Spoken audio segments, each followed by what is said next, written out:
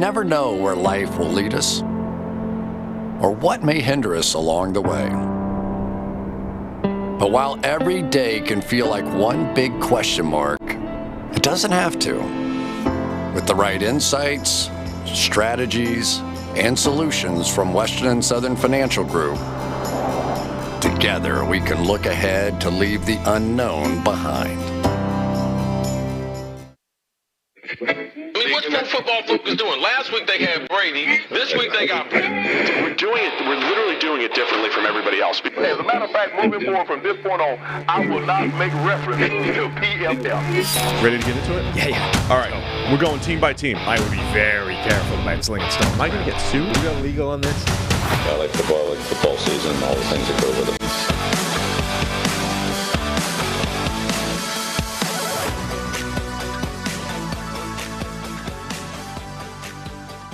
Welcome into the PFF NFL podcast. Steve Palazzolo, Sam Monson. We're live here on YouTube, 7 a.m. Monday morning, just as we will be every single week during the NFL season. It's time, man. We are back. I said it's time again. You did? Yeah. Just another check to Bruce Buffer. It's all right. I'm sorry. I'm just working off that week one adrenaline here, Sam. Working off the adrenaline. I forgot about the adrenaline rush in week one. There's so much going on. The 4 o'clock hour hits. All the games are coming down the wire. We get to talk about all of it today. You're still wired, all the way up. Yeah, I'm ready to go. Cool. I was up early. I was up early this morning. Barely slept last night. Because we got a full show. We got to go game by game. Does anyone else go game by game? I don't know. Maybe they do. Good Morning Football doesn't do that, right? They probably don't. We're going head-to-head. I like to remind people. We're going head-to-head with Good Morning Football live on a Monday morning. So we don't care. We're going. Let's go then. All right, let's get into it. Let's start. As always, we usually go back to Thursday night football. You guys might start covering it on the Friday show here, but we haven't yet. So let's do that. Lions 21, Chiefs 20, way back Thursday night.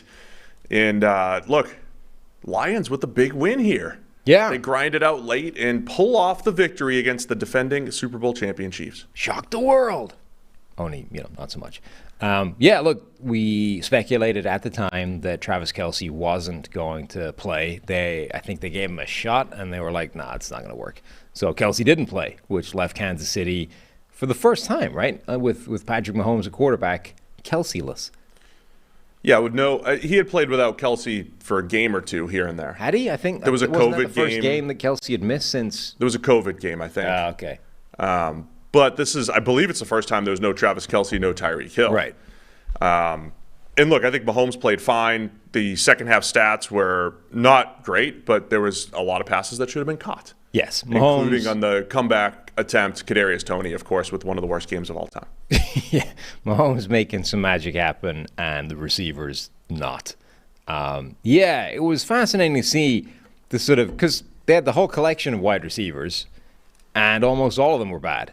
And when you sort of look at how, what the playing time was, right?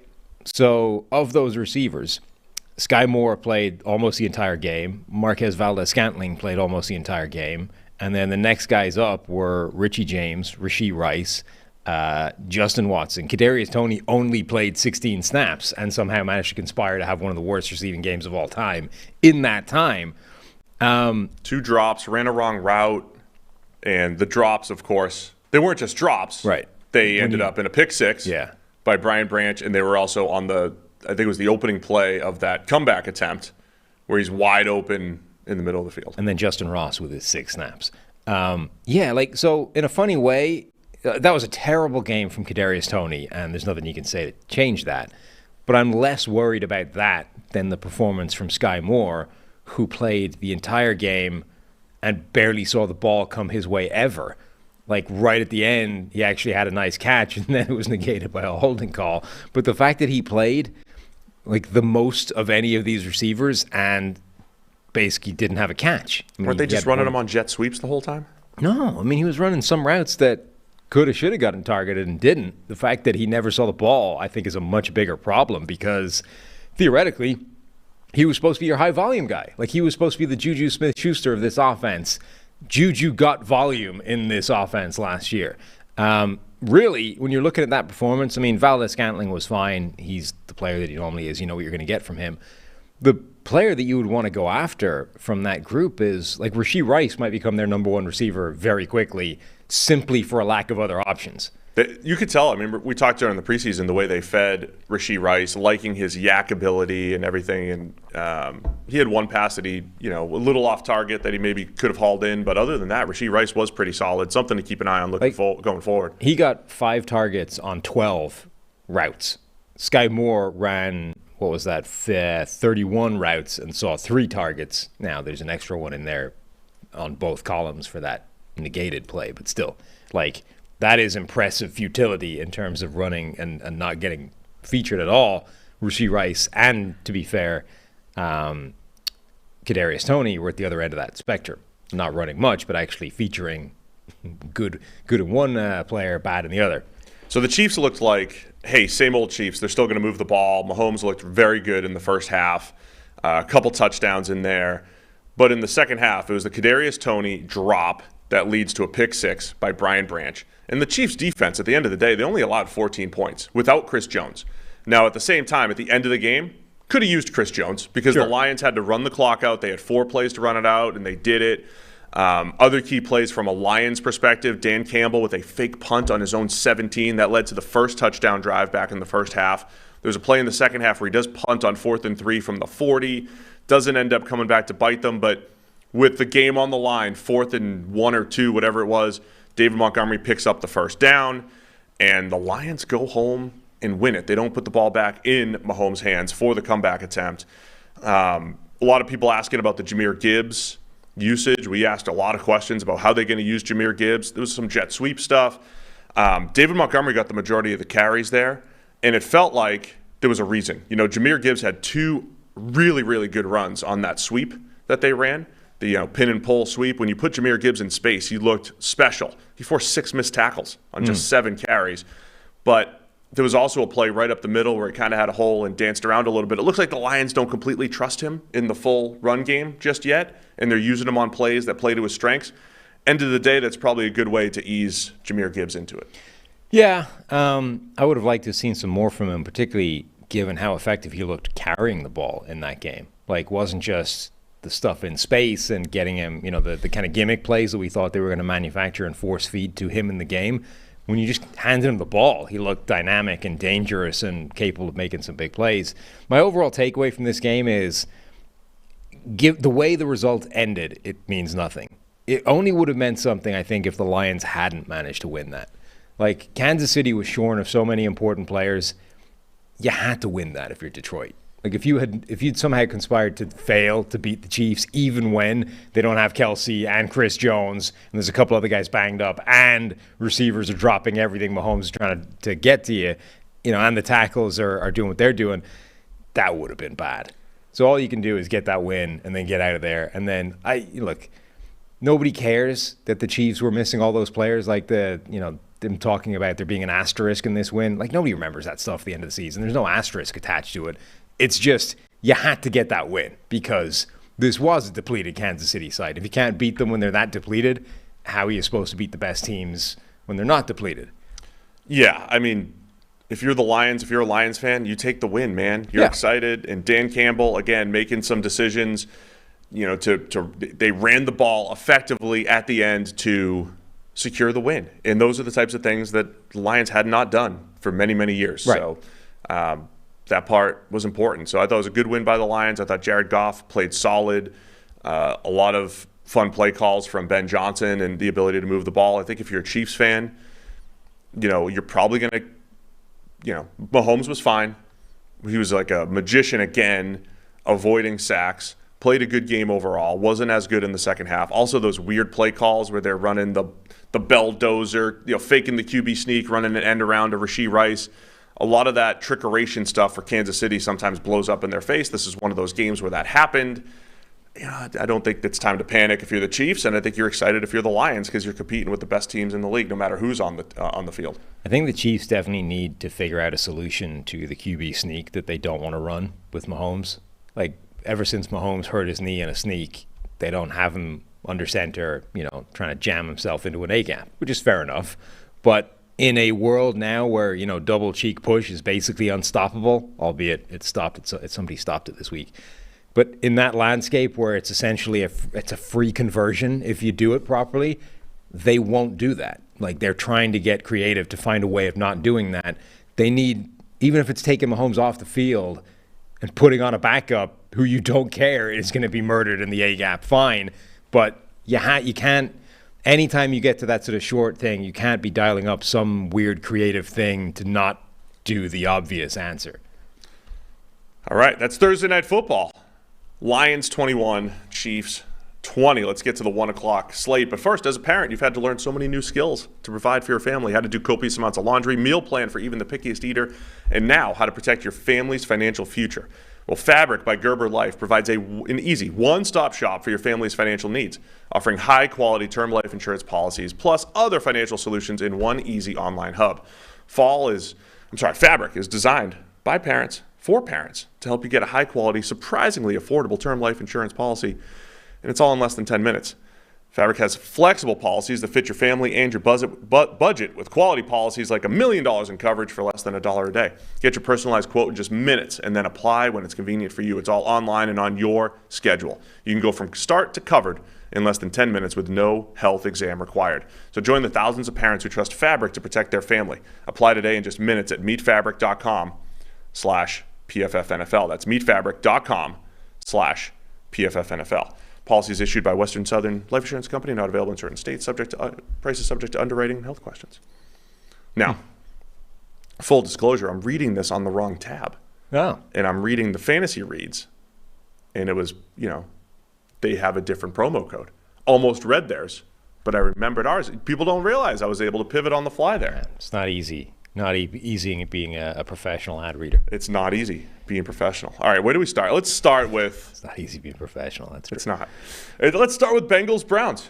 Oh. Right here.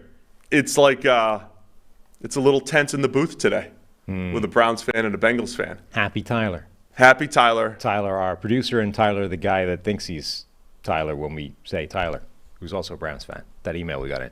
Oh, right. Yeah. And potential winner of the Madden codes. By the way, if you're in here right now, Tyler thinks he's going to win one of the 5 Madden codes in our Discord. So you go to the YouTube link, you get to join our Discord, and today, Monday, September 11th here, we are going to give away 5 Madden codes in our Discord. Wow. How about that? Cool. Yeah, there's a channel to drop your platform and your whatever, gaming handle, gaming tag, whatever they call that thing.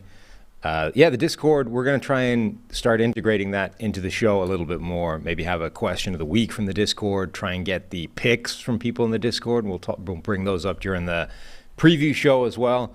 So there's a lot happening in there, a lot of ideas floating around. We'll try and make that as good and interactive a spot as possible going forward. So get in there. All right, Browns 24, Bengals 3.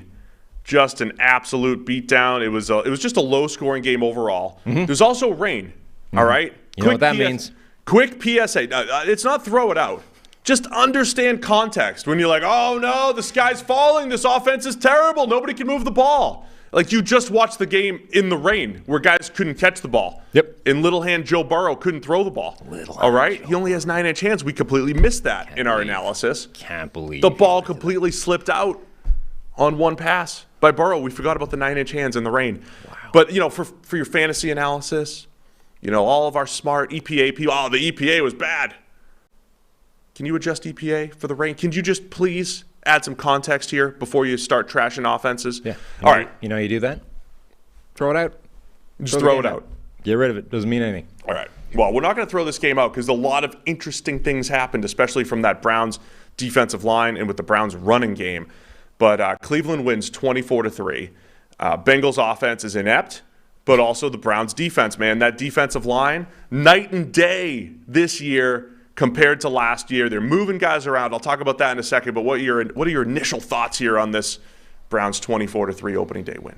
Yeah, I mean, obviously impressive by the Browns. Certainly that defense. Like their defense looks different under Jim Schwartz. And look, it's not like they just brought in a new coach and everything's changed. Like they have different players in there as well. Like Zadarius Smith provided the complement to Myles Garrett that was never there last year, or at least barely there. The occasional Jadeveon Clowney flash of substance. But Myles Garrett had 6 pressures. Zadarius Smith had 6 pressures. That's the kind of complement that they absolutely needed. Dalvin Tomlinson had a couple. Like, they had extra players chipping in with that presence and impact up front. And that's huge because now you've got consistent pressure coming, which means the secondary, which is stuffed full of good players, and it didn't look like it last year, those guys can actually show up and perform and play at a higher level because the ball's got to come out quicker because they don't have to cover for as long. That Browns defense could absolutely be legit this year, and maybe the unit that we thought they were going to be a year ago. Yeah, it's not just the names that you mentioned, Sam. They were moving Myles Garrett around. We saw that early in the game, and it was only 4 snaps, but there were 4 snaps where Myles Garrett was playing inside linebacker. He had not done that at all. His previous 6 years in his career, he'd only done it 21 times. So it's a very small sample, but this was the Browns have the ability because of Zadarius Smith and Obo and some of the moves they've made this offseason. They have the ability to actually move Myles Garrett around, create mismatches. On the 4 snaps where Garrett lined up as an inside linebacker, there was a sack and 3 incompletions.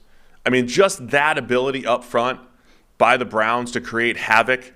And then Myles Garrett on top of that, we mentioned on the preview show, his matchup with Orlando Brown Jr.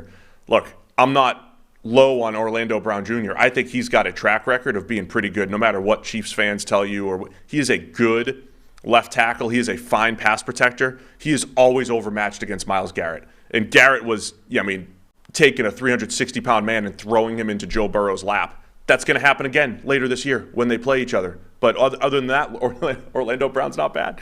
He's fine, but he struggles in his Myles Garrett matchup. So the Browns won this thing up front. In addition to, Joe Burrow looked rusty. The Bengals offense looked out of sync. The Browns defense deserves credit. I think there's a lot of things at play here. But to me, the biggest story of this game is the Browns and their defensive front, rain game or not, looking night and day different from last season. No, absolutely. I mean, even if you just look through, so Kadarius Toney with one of the worst receiver games of all time scored more fantasy points than T. Higgins, who had 7 targets come his way and didn't catch a single one of them. And when you go through those 7 targets, it's not like T. Higgins was out here dropping everything that came his way. He was either blanket covered or the ball was being forced out early and in not necessarily advantageous directions by that Browns pressure up front. Like, that's exactly what we're talking about. The combination of that pressure or just the good players on the back end meant that connection had nowhere to work. Like, Burrow got some passes away to T. Higgins, but could not connect, to Jamar Chase, but could not connect with T. Higgins at all during the course of the game. And it wasn't because T. Higgins just suddenly became a bad player. Browns were physical. They were making every throw difficult. And then I think from a Burrow perspective, he was clearly off yesterday. And there was a couple plays where there was just awful miscommunications. Mm-hmm. There was at least 3 miscommunications in there. There's other plays that looked like he's just working the wrong side of the field. And again, we missed some of this. He hasn't practiced, right? Burrow hasn't practiced. And the same way Deshaun Watson looked a little rusty last year, maybe not right off the bat, but just generally in the stretch run, Burrow was off. He wasn't seeing the field well. When things were uncovered, Burrow wasn't seeing it. And then when he was making the right read, Browns were covering it up pretty well, and there's nowhere to go. So I think Cleveland deserves credit, and I also think the Bengals and Burrow in that pass game, they were just off too. And then it was rainy, and it was tough to throw the ball. When he did have open throws, he's missing them as well because he wasn't throwing the ball effectively in the weather. I think it was Twitter, but somebody asked, have we noticed an increase in rust, essentially, crappy week 1 play from offensive players since teams started this approach of let's not risk the starters during preseason ever? Do players actually need some period to knock the rust off before the regular season starts? Because there does seem to be some of these games where it just doesn't look like those players. I don't remember week 1 off the top of my head last year that it was that bad for offenses. But there was definitely a point when you're watching Scott Hanson in Red Zone, and I think you're at halftime in most of the games, he's like, there's been 12 touchdowns today. Right. 3 of them were by rookies at that point. There was 12 touchdowns today. I think it just happens, right? This happened. Like we hit like week 7. It's like, it was kind of a defensive game. Not a lot of points scored in the 1 o'clock games, right? You have that feel sometimes. It shows up. I also wonder if there's because you see a lot of times teams go, well, okay, they need some kind of tune-up, before the season. So let's just give them like a drive. It's like we'll run the whole simulation of getting ready for game day, and then we'll give them a game, and then they go out there and they execute one drive and they sit down. I wonder if they do need like an extended period. Like even if you play them one game in preseason, but in that one game, give them a half. Like give them a substantial amount of playing time to get through all of that crap and then get out the other side. And okay, you risk them, but it apparently actually makes a difference so you don't have games like this. Look, it's not that was an option for Cincinnati, by the way, with Burrow's injury. It's not like, they voluntarily kept him on the sideline during preseason. The guy had a calf injury. No, I mean, it's a fair question. I don't know if that's really the case. The other thing is here. Did we throw overreaction in the title? We're supposed to overreact to things. I think there are certain things where the overreaction is warranted today in week 1. There are other things where it is not warranted, and we'll make sure that we identify those things. Yeah, so on my notes, I highlighted games that I think will be massively overreacted to this week. This is one of them. This one will absolutely be overreacted to, and I'm not going to do it. This is not a game I'm going to overreact to from the Bengals' perspective. I will not overreact, but I do believe this is a good Browns team based off of this game. I believe that this game showed that the offseason moves that the Browns made, defensive personnel, defensive coordinator, the way they ran offensively, their zone scheme looked fantastic. Nick Chubb was great. DeJuan Jones comes in. He's still good in pass protection. The rookie right tackle coming in for Jack Conklin. Who might be the starter now. Yeah, so I think from a Browns perspective, it's real. From a Bengals perspective, I want to reiterate, through the last 3 years of Zach Taylor as head coach, they've had these games. This is not new for the Bengals. They have had duds for games and always bounce back. The duds often happen against the Browns. They happen against the Jets. Joe Burrow is 0-4 against the Browns in his career. He's like a play or two away from being 4-0 against Patrick Mahomes and the Chiefs, and he's 0-4 against the Browns. Yeah, and look, last year the Bengals started 0-2. Burrow they lost to the Steelers week 1. They lost to the Cowboys. They couldn't block up front and the whole thing, and the Bengals bounced back. I'm not saying it's happening next week against the Ravens, but the Bengals are going to bounce back, and they're going to be fine. So I'm not overreacting from a Cincinnati perspective, and I'll react appropriately for the Browns and give them credit and say they are a team that people need to be looking at. Yeah, no, that part I think is definitely real. Like I've been talking up Myles Garrett as a Defensive Player of the Year candidate now, as has been the case in the last few years. That's going to be a pretty tough race to win. I mean, Aaron Donald looked like Aaron Donald again this week 1. Micah Parsons last night absolutely annihilated the New York Giants offense. There are going to be a lot of guys. TJ Watt was dominant. That Defensive Player of the Year short list isn't going to be a short list. It's going to be a long list. But Myles Garrett looks like he belongs not just on it, but right at the top. And even in this game, like the play that basically completely ended it, Garrett gets a sack to force turnover on downs, beats not just the right tackle, but the running back who was in there trying to chip and stop it happening, just runs through both of them, ends the play. They cut to the booth, and the Bengals coaches are just like head and hands. Like, what am I supposed to do about that? Yeah. I tried to take care of him, and he still made the play anyway. Garrett is going to be dominant. That defense across the board, I think, looks so much better than a year ago. And for that reason alone, the Browns are going to be like really difficult to beat. Deshaun Watson didn't necessarily look like, old version Houston Deshaun Watson, but it was better than a year ago. And even if it wasn't, because the defense is so much better, it's going to look better. Like he's in better positions more often. Yeah, he missed some throws in the rain again, but there's also this ability of he might not be as dynamic as he was before. He's trying to escape and not getting there, whatever it might be. So just something to keep an eye on. But I think the Browns won this game despite not having a great pass game. They win the weather game, but they won the battle up front. But the last thing to mention is let's just spend a little second talking about that DeJuan Jones thing, because I think I called this but never put a week on it. Like at some point Jack Conklin was probably going to get hurt, because he does, and having DeJuan Jones there to potentially step in as what looks like a perfectly good caliber starting right tackle. Now, look, it's His 1 game, less than 1 game, plus preseason.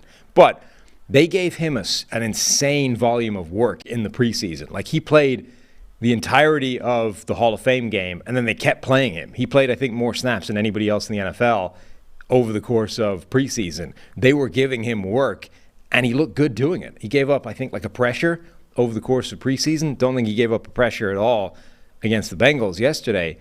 DeJuan Jones in the 4th round might be not just, I mean, he might be the start. They might not get the job back to Jack Conklin. Like, this might be DeJuan Jones' job now going forward. I fired through some of his plays. He's not as good as Jack Conklin right now. No. He's not even close. But he's comparable in pass protection. His grading profile coming out of this game is going to look similar to the preseason, where DeJuan Jones is excellent in pass protection. The run game, though, he's not always blocking the right guy. He's not quick for their zone scheme. So they got to find a way. Like, DeJuan Jones was not good in the run game. He doesn't get to certain blocks. So they have to find a way to work around that as far as the run game goes. But in pass protection, DeJuan Jones is fine and is very impressive for a rookie. There's a lot of these players, when you see guys like him, and let's face it, there aren't that many guys like him, but when you start thinking of like massive offensive tackles, you generally assume they're better in the run game than in pass protection. It's actually often the exact opposite because there's a lot of run blocks in today's football that require like stupid levels of quickness and athleticism to get out and get in position to make. Plus, the assignments are actually complicated sometimes. But from pass protection, it's A, relatively simple, like the movements are all the same, and B, when you're that freaking huge, you can win ugly a lot easier. Like, you can be in trouble but still be able to just muscle, or because of your size, the guy can't get all the way around you anyway, and you just about hang in. And I think DeJuan Jones is really good at being able to do that. Like, he's such a problem to get around, through, or over that he's going to win a ton of reps, where if it was the run game, it would be screwed up, right? Like, the play wouldn't work because he's losing just enough that the gap would be broken. But in pass protection, he's hanging on enough for it to function. All right, Jaguars 31, the Colts 21. Jags pull it off late, 14 points in the 4th quarter. They made it close with that, not fluky, but DeForest Buckner with an excellent win, forces the fumble. I mean, that was kind of fluky, that play. Well, the play itself was great, the forced fumble by DeForest Buckner. Not Buckner's part of it. Yeah, the second part. Yeah, the fact that the ball laid on the turf and nobody picked it up. No, it did pick it up. So I think it was Tank Bigsby, who, by the way, had a weird game. Tank Bigsby, I think, had 2 plays that were like horrific turnovers, and then had one nice play later on to sort of fix it a little bit. So DeForest Buckner breaks through the line, forces a fumble, ball comes out. Bigsby just walks over to it, picks it up, and just stands there like, play's done. I just picked the ball up, waiting for, like, whistles, blah, blah. They let it play on. The guy just runs up behind him, punches it out again, and Buckner dives in the ball, picks it up, scoops, and scores. Now, I think they reviewed it. They had to review it, scoring play. I feel like when a guy picks the ball up and just stands there looking gormlessly, that, like, the play's over, then that has to be giving yourself up, I would say. I feel you can't then just run up behind him, punch the ball out, and be like, it's still alive. Play on. Well, they let it happen. But that's exactly what they did. So that was one of the 3 touchdowns for the Indianapolis Colts. I thought the big story here, certainly early on, Trevor Lawrence looked really sharp, and as did Calvin Ridley, making his return to the NFL. Again, we highlighted the matchup with the Colts cornerbacks coming in, and Zay Jones was very good, but Calvin Ridley with the 9 catches for $125. 8 catches for 101. There's a negated catch in there. But when they signed Calvin Ridley as he's going to be back when he comes back from suspension. Let's just grab him real quick on the cheap. Such a good move. This was the Jags picking up their wide receiver 1. We'll see if Ridley keeps it up, as he's probably a low-end wide receiver 1, right? I don't think he's your Tyreek Hill or A.J. Brown or anything, but, man, he showed out in week 1, and you saw just how important having that connection is for Trevor Lawrence in that pass game. That cost them a maximum compensation of a 2023 5th rounder and a 2024 2nd round pick. Absolutely. Like that's all day. The total steal for a guy who stepped in seamlessly to be their number one receiver, like immediately. And the fact that he was able to be the number one guy, get that kind of workload, 11 targets, get 100 yards, make plays after the catch, make plays at the sideline, all those things, that has that knock-on effect, that dream scenario that you keep talking about of now you get to move everybody down one. And Zay Jones, you're sort of reminded, when Zay Jones is like your number one option, you're like, God, our receiving core kind of stinks. Zay Jones, our number one receiver. When Zay Jones is number 2 or number 3, you're reminded that dude actually makes a ton of plays. And it's like, he's good. He's just not a number one guy. It's like Jacoby Myers, right? As soon as he's not the alpha, you're like, that dude's a good playmaker. So Zay Jones makes like an insane catch, right in the corner of the end zone. Great play. If he had to do that every single play, you'd be like, we have deficiencies here. But that's the benefit of a guy like Ridley is Zay Jones looks better. Evan Ingram looks better. Christian Kirk looks better. The whole thing looks better. Yeah, I thought you're absolutely right. Zay Jones being when Michael Gallup was a 2 or Jacoby Myers is a 2. I think that's a perfect fit there. That was a beautiful catch by Zay Jones for the 18-yard touchdown. I thought Trevor Lawrence early on, like I said, looked sharp. He was, there's pressure early on by a friend of the show, Kwity Paye. Trevor Lawrence rolls right out, to his left. Dude throws to his left extremely well. Makes a great throw up the sideline right before he rolls left again for a touchdown early on. So I thought the Jags offense was as advertised, right? They spread the ball around. The receivers were the key playmakers. Travis Etienne ran the ball pretty effectively. It really came down to this game I don't think should have been as close as it was.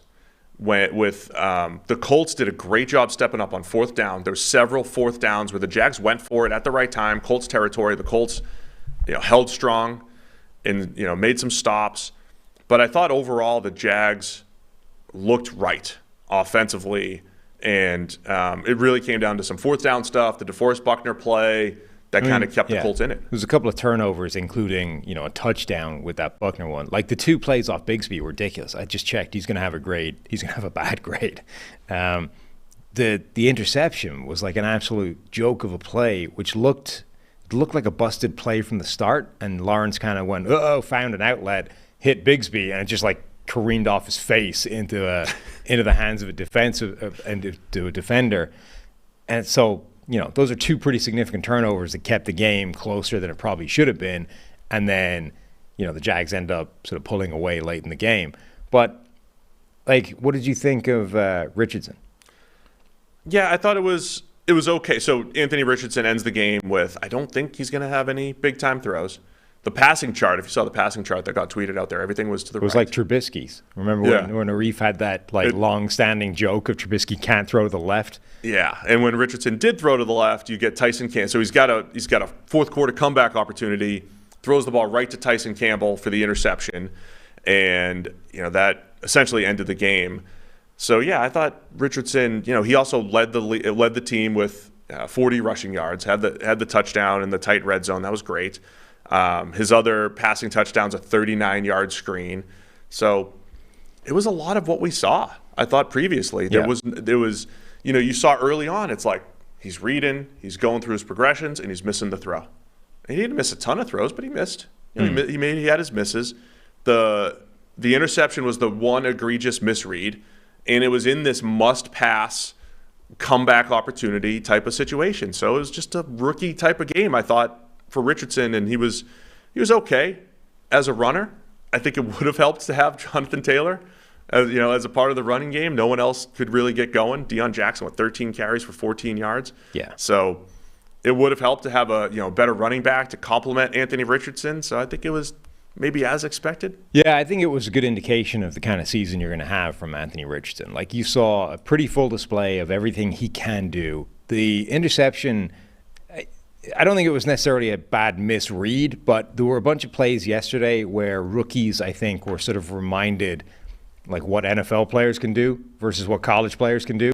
There's a ton of, we talk all the time about the difference between NFL Open and Alabama Open. There's 2 different concepts. The other concept... You mean Miami Open, Dolphins Open. Now, yeah. The other concept that I think is different is how quickly the window is going to close in the NFL versus how quickly it's going to close in college. there's a ton of plays where you can put the ball into an ocean of space in college, perfectly content with the idea that not a single defender is going to make an impact on that throw. In the NFL, there's stuff that looks open, and it isn't, because NFL players are too damn good at being able to close that window and change the dynamic, whether it's a safety jumping across where you think it's going to be, whether it's a corner sinking into that gap like this that you think is open, whether it's a linebacker, taking a step to his left or his right and closing the window that you're trying to hit right next to him.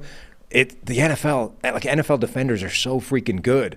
And a lot of young sort of mistakes by quarterbacks are coming to that realization. Like, that takes some time to learn what these guys can actually achieve relative to what you expect. And that, I think Richardson, the throw conceptually is there, and the corner just made a really good play, continuing to drop under it and take it away. One question I had was the Jags' offensive line and their pass blocking. There's a couple. The interior was just, they got beaten a couple times. I don't think they were challenged much. You've got Gus Bradley's defense with the Colts. They blitzed one time on pass plays. Just something to keep an eye on going forward. I thought Lawrence handled the pressure well, other than the strip sack where, he got smoked by DeForest Buckner. Something to keep an eye on when they play teams that are going to challenge them a little bit more from a pass rush perspective.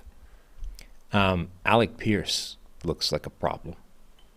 Yeah, how so?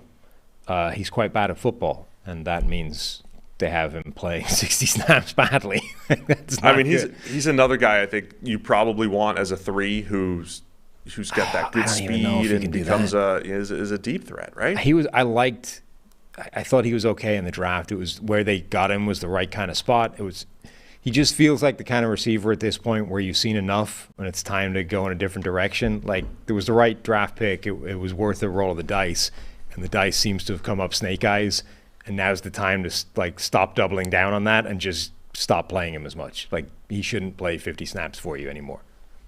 Well, football's back in full swing with another week of epic games. And who's got you covered on the action for every single one of them? It's DraftKings Sportsbook, an official sports betting partner of the NFL. New customers can bet just $5 on football and get $200 instantly in bonus bets. Nobody's missing out on the action this season. All DraftKings customers, all of them, can take advantage of 2 new offers every game this September. So get in on the NFL action, the Week 2 action, over at DraftKings Sportsbook. Download the app now. Use code PFF to sign up. New customers can bet just $5 and take home $200 instantly in bonus bets. Only on DraftKings Sportsbook with the code PFF. The crown is yours. Gambling problem? Call 1-800-GAMBLER or visit www.1800gambler.net. In New York, call 877-8-HOPE-NY or text HOPE-NY 467-369. Bonus bets expire 7 days after issuance. Eligibility and deposit restrictions apply. It's probably more in the description as far as the disclaimers go. All right, where are we going for the next game here? Let's go Atlanta. Falcons 24, Panthers 10. Falcons moved to 1-0 on the season. First place in the NFC South. And look, we get Desmond Ridder having another game where he's not relied upon a ton. Bijan Robinson looks like a star early on with a beautiful touchdown. Oh, man, that was just incredible. He looks so good. It's ridiculous. Let's just rave about Bijan Robinson. Every time I see Bijan, I think he's better than I thought he was, and I already think he's like a generational best running back to come along since Adrian Peterson, perhaps. And every time you see him, it's like he's even better than that. Just get him the ball all the time. Don't forget these other people. Why are you putting the ball in anybody else's hands? Just give it to Bijan again. No, Tyler Algier is good too, but I agree. Bijan impresses me more every single time. So that touchdown that he had, quick screen, and it's a bad play. It's a bad play call. I mean, it's dead. The ball arrives in his hands, and the play is dead for a 5-yard loss. Frankie Louvu is bearing down upon him, and Frankie Louvu has been one of the better linebackers in the NFL over the last couple of years. You're like, this play is dead. It didn't work. The defense read it. Game over. Or not game over, play over, right? And instead, Bijan turns a 5-yard loss into a touchdown, and all he needed to do was to beat 3 different defenders and leave them all lying face first in the turf. Yeah, it should have been a 5-yard loss. He turns it. He looked like Dante Hall or Zay Flowers. He looked like Zay Flowers plus about 70 pounds. I mean, that was impressive Bijan. I'm with you, man. I am more impressed the more I see him because the way he glides with the ball, the shiftiness that he brings to the table, but he's got big back power. So, and the thing is, Bijan, I'm impressed. I kind of agree with you in that Tyler Algier is a really good player, right? He's good. I mean, the Falcons' entire backfield last year averaged 4.8 yards per carry. They're all pretty good. Algier is good, and he seems to be running right now like a guy who knows that his job is kind of being taken by somebody else, like desperately trying to show that he should be playing as well. And their workload was pretty evenly split. Bijan Robinson played 31 snaps. Tyler Algier played 26. Algier is a good player who deserves playing time in an NFL offense. But Bijan Robinson is so much better that the only determining factor of Tyler Algier being on the field should be, is Bijan tired now? Like, that's the only way he should get on the field because Bijan is so damn good. Lay off my guy. Hey, we've been talking up the Falcons a little bit this offseason, and you saw it a little bit, the Bijan plays. Algier ran the ball extremely well. And then Kyle Pitts, right? Desmond Ridder throws it up to him. Kyle Pitts does his Kyle Pitts thing, tracks it, turns it into a 34-yard gain. Of course, Pitts only had 3 targets, and, fantasy owners, you can deal with all that. Drake London only had 1 target, so whatever. But Kyle Pitts, like those are the plays where those special types of playmakers. Yeah, I mean they had 115 passing yards. No, I know they're not throwing the ball. Ridder is going to be uber game manager this year for the Falcons, and he had some quirky plays, pass to himself that he probably should have knocked down for -6. I mean, definitely should have knocked down, but yes. So there were 2 passes to themselves. Desmond Ridder's, I think it was his first completion. His first pass. First pass. Yeah. And then Stroud's first NFL pass was a catch to himself. Yeah. Happened twice, immediately. That's how you get into the record books. Bobby Slowick's first play call was a QB pass to QB. That's going to be a trivia question that nobody's going to get in 15 years' time. Except us. Bobby Slowick. Or even C.J. Stroud, who was his first completion to. But, so 2 of those plays. Ridder, all he has to do is, be a game manager and not screw it up. And he only kind of managed that in this game. He didn't really manage it that well. And he tried to screw it up a little bit and didn't manage to do that. He threw the ball, put it in harm's way at times. For the Falcons defense, again, a lot of times you spend the offseason and you're like, hey, here are all the changes the team made. And sometimes in week 1 you say, hey, that's why they made those changes. Other times they don't work. For the Falcons, though, bringing in Jesse Bates.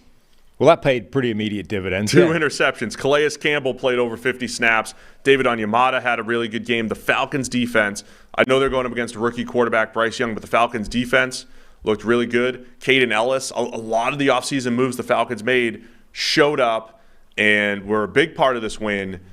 And then we can talk about Bryce Young and 2 interceptions thrown to the middle of the field for Bryce Young. Yeah. Okay. Break him down. Listen, we got to touch every game here, Sam. We're already at 7:43. Yeah. Just, we're only stay on point. 20% of the way into the show. All right. How would you evaluate Bryce Young's play? Because I can't describe it without sounding stupid even to myself. You're going to tell me it was good. I feel like outside of the 2 idiot interceptions, which were terrible, it was good. But that's a pretty big asterisk, right? See, I think particularly for a guy that only completed yards for 146 yards, 20 passes. I think you need to think of him as QB9 and not Bryce Young. Because if this was Sam Darnold making those throws, you'd be like, Sam Darnold. Of course they were terrible interceptions, both of them. They were bad. They were bad. But outside of it was he played well and then threw a ridiculous interception, and then played well and then threw a ridiculous interception, and then played well again. Yeah, I thought he was okay. Even, he was okay and the interceptions were bad. He was all right. I don't love the situation. I picked Atlanta in part because, DJ Chark was hurt and Adam Thielen's getting older, and I don't love the whole situation with Carolina, right? They had to get rid of DJ Moore to go up and get Bryce Young, and I believe the Panthers offense is going to take a little bit of time because they just don't have the dynamic playmakers. And Miles Sanders, I think, is just an okay running back. I think everything's just kind of okay there. The concerns we had in the preseason still exist, right? Like, okay, DJ Chark was hurt and wasn't playing, so that left them with Adam Thielen, who had just come off the injury report, Terrace Marshall, Jonathan Mingo. I mean, those are their top 3 targets in terms of wide receivers. Hayden Hurst actually ended up leading the team in targets and catches and yards in this game at tight end. But, like, none of those guys are going to really move the needle yet. Jonathan Mingo might be the closest to doing it down the road, but I think he's going to take a little bit of time to get going. He just doesn't quite seem on the right page at the moment. So the receiving core was a problem. The pass protection, which in preseason was a disaster, wasn't good. Chandler Zavala, the rookie, pretty much got his ass kicked.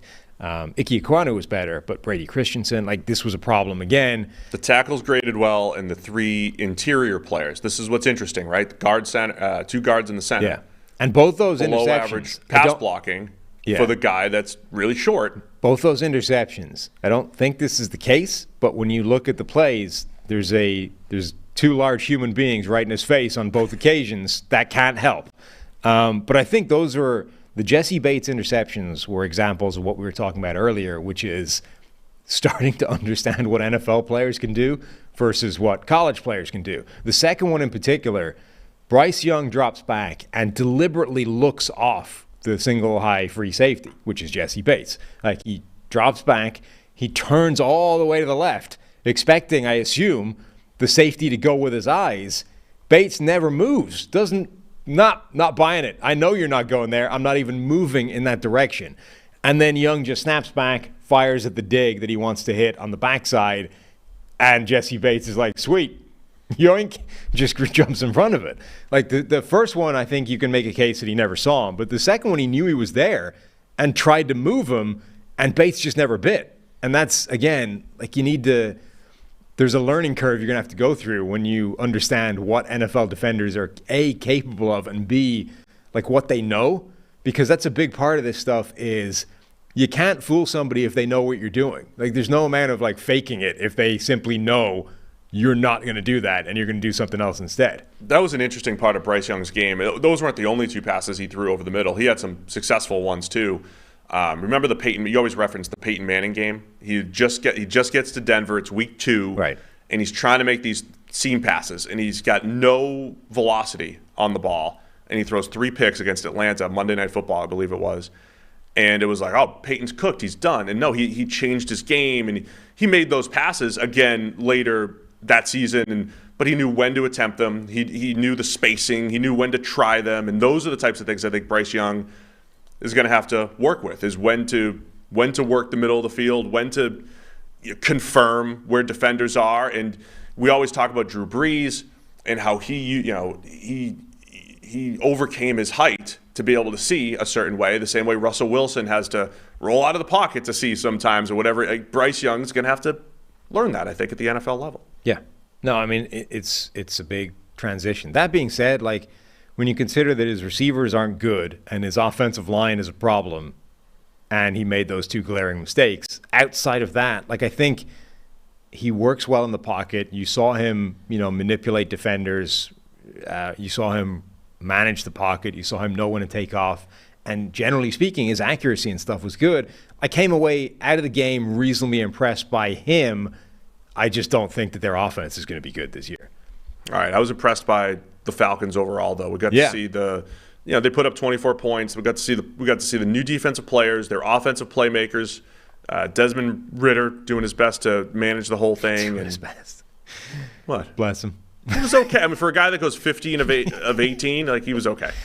Again, the Bijan Robinson, like, the stats, the raw passing stats are going to be a little inflated for Desmond Ridder for exactly the thing we said earlier. He throws a pass that should have been it's not even a 5-yard loss that turns into a touchdown because of his running back. Yeah, it's not even necessarily inflated. It's like they were like 15 of 18 for 115 yards. Like, the numbers sucked. It's that they don't capture the problem, I think, that in the way that was there in this game. So this game, I think, did nothing to sort of say, yeah, Ritter's going to be the guy. He can make this thing work, and the offense will be really good because he doesn't have to do much. You're still looking at that and going, he's the drag factor on this offense as it currently stands.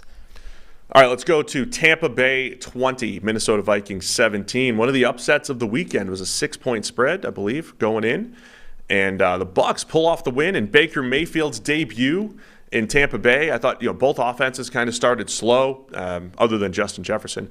But it started slow, and then Baker Mayfield started making plays as the game went on. Baker's back, baby. Yeah, man. It was look, I mentioned I might be higher on the Vikings than most, even though the data suggests that the one score games that they won last year, that's going to revert back, right? Mm-hmm. And it reverted back so far. They were 10-0, 11-0 during the regular season last year in one score games. They're 0-1 now, so we might already be seeing some of that Vikings regression. But look, I think the Bucs deserve credit.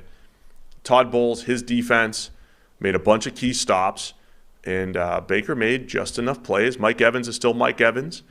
And Bucs win it, 20-17. Yeah. I feel like Baker Mayfield is a little bit like, what's the guy's name from White Men Can't Jump, Sydney? Where Woody Harrelson is making him mad because he plays better when he's mad, and most people don't. I feel like Baker Mayfield is one of those guys that plays better when he's pissed off about something. Now, might not be good enough, but better. You get the best version of Baker Mayfield, whatever that is, when you make him a little bit mad. And that's why you get the grabbing his groin, the planting the flag thing, the beating the dude in the warm-ups in college. Like, the whole list of his college career was just him being annoyed about everything, right? Getting slighted for starting jobs, whatever it was. He found a really easy way of being annoyed by everything. Now in the NFL, he hasn't had that for a while. But the Vikings got chippy with him in this game and pissed him off.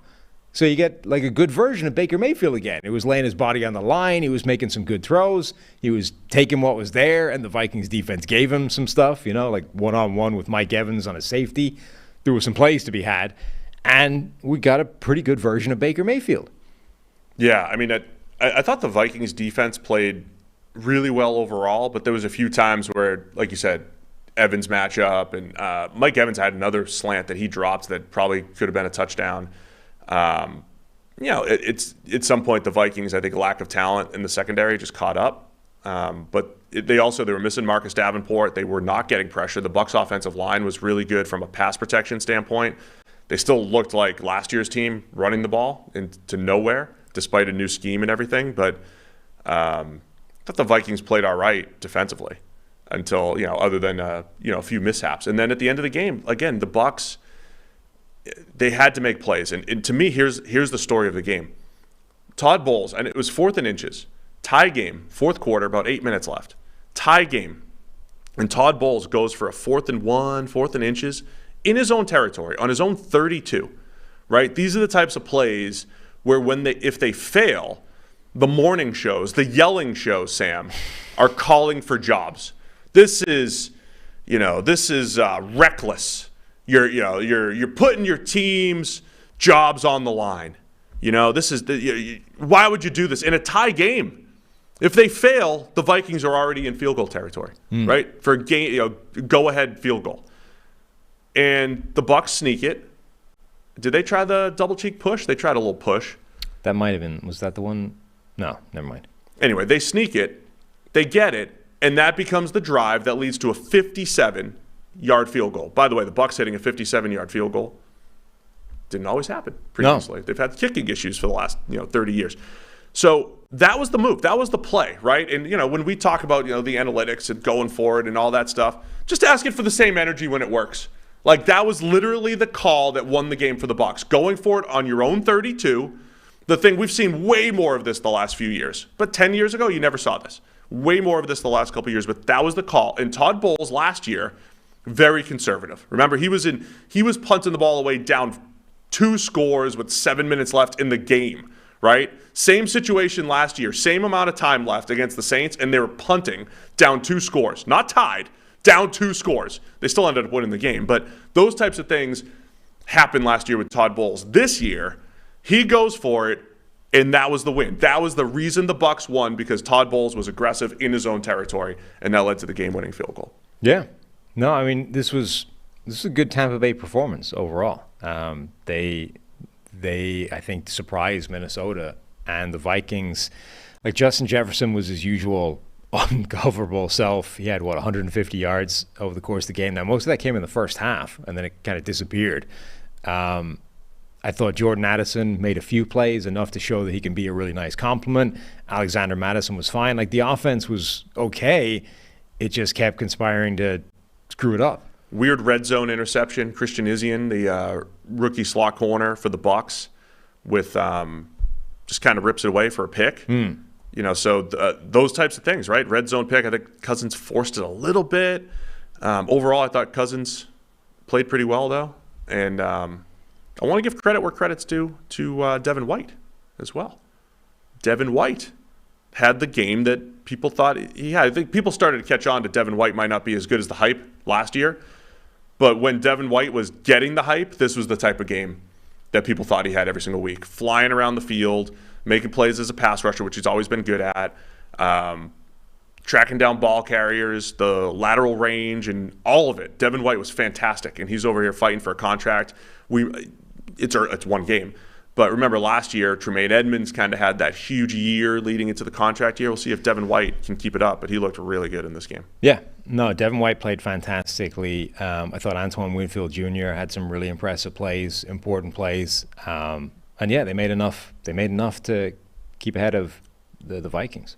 At the end of the day, I mean, Baker still averaged about 5 yards per attempt. It was not a great offensive performance by the Bucs, especially early on, but they made a few plays down the stretch. And again, Todd Bowles he's got a good, solid defense. This is a good, solid defense. Todd Bowles is a good defensive coach.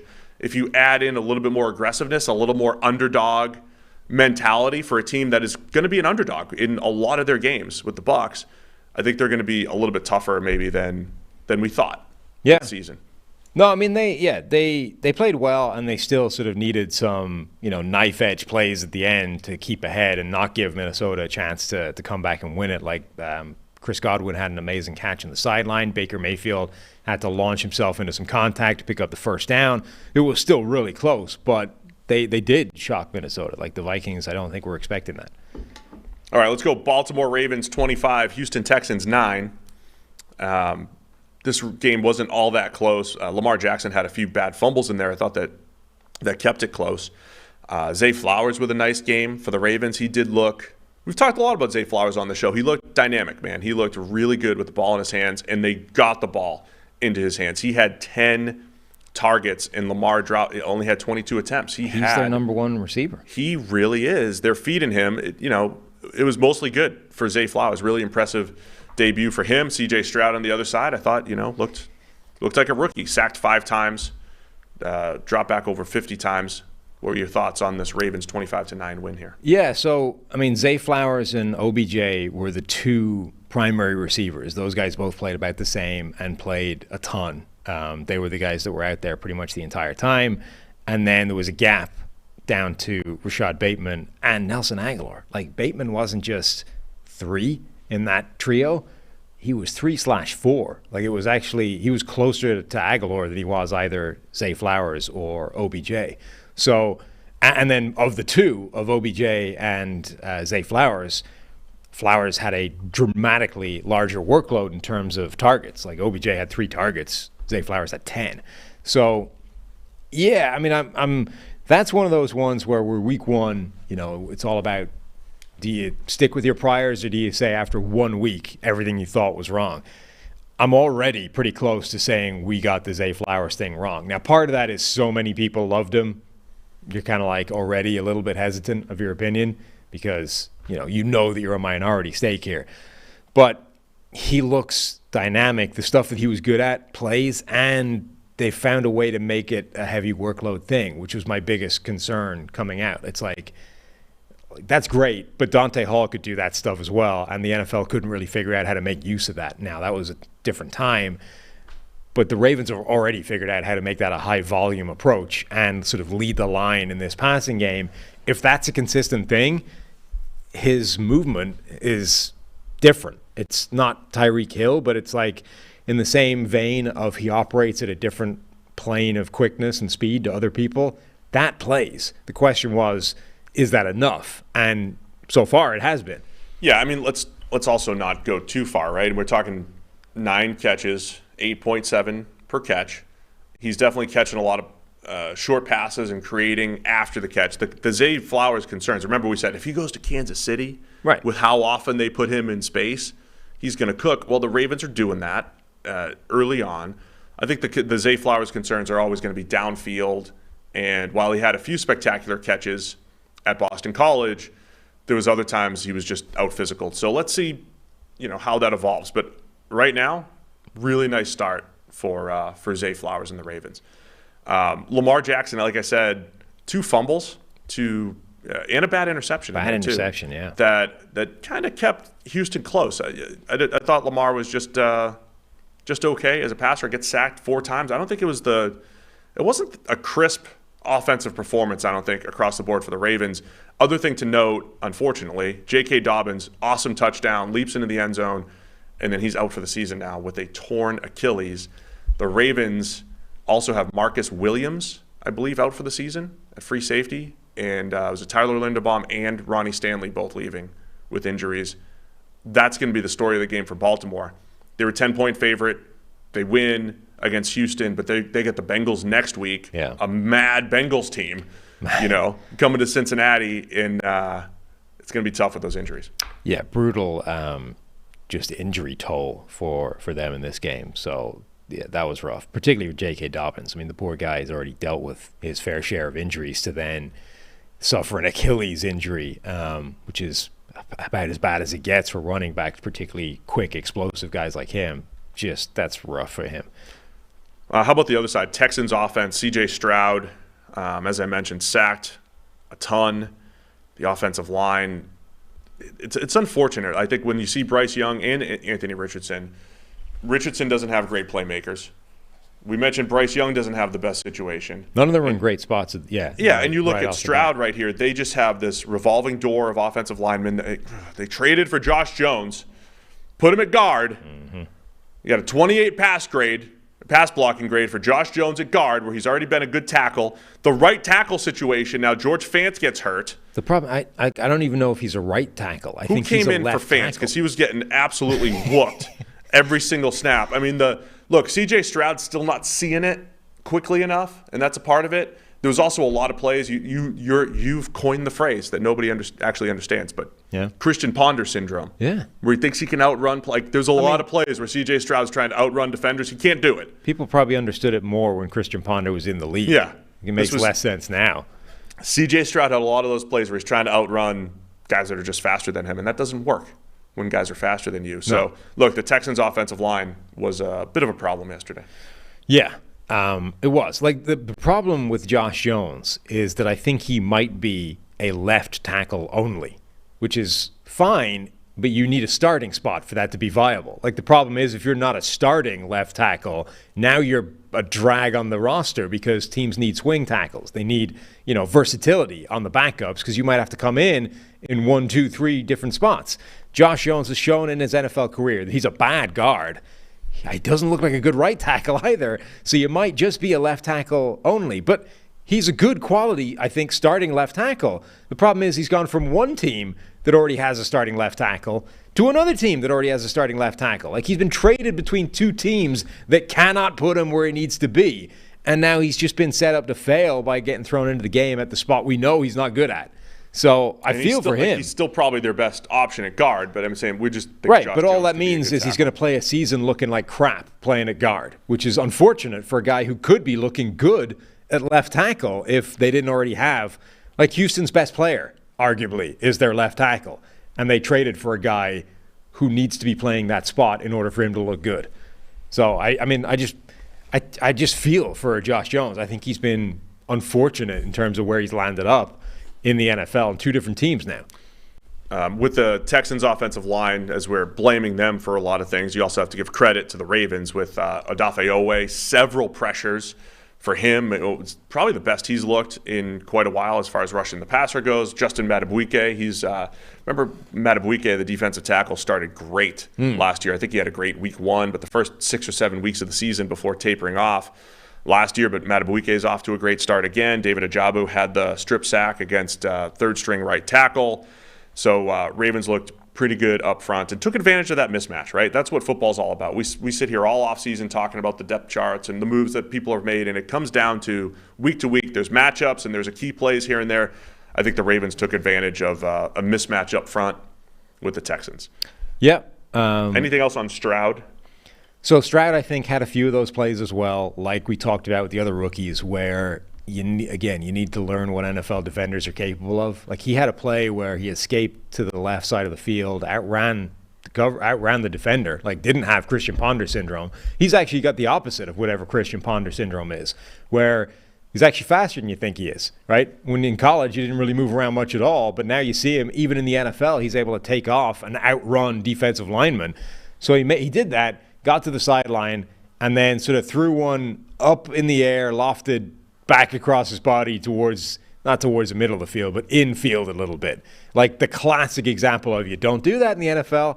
And the reason you don't do that in the NFL is because when you think there's space there, there's NFL defenders that are capable of closing that space before the ball arrives. So a guy ended up breaking it up, I think. But that was a classic example of, like, that's completion in college. Like, he makes that play, and you're like, wow, look at what he can do, improvisation, all the stuff we talked about being a problem for C.J. Stroud. In college, that's a play that would make you say it's not.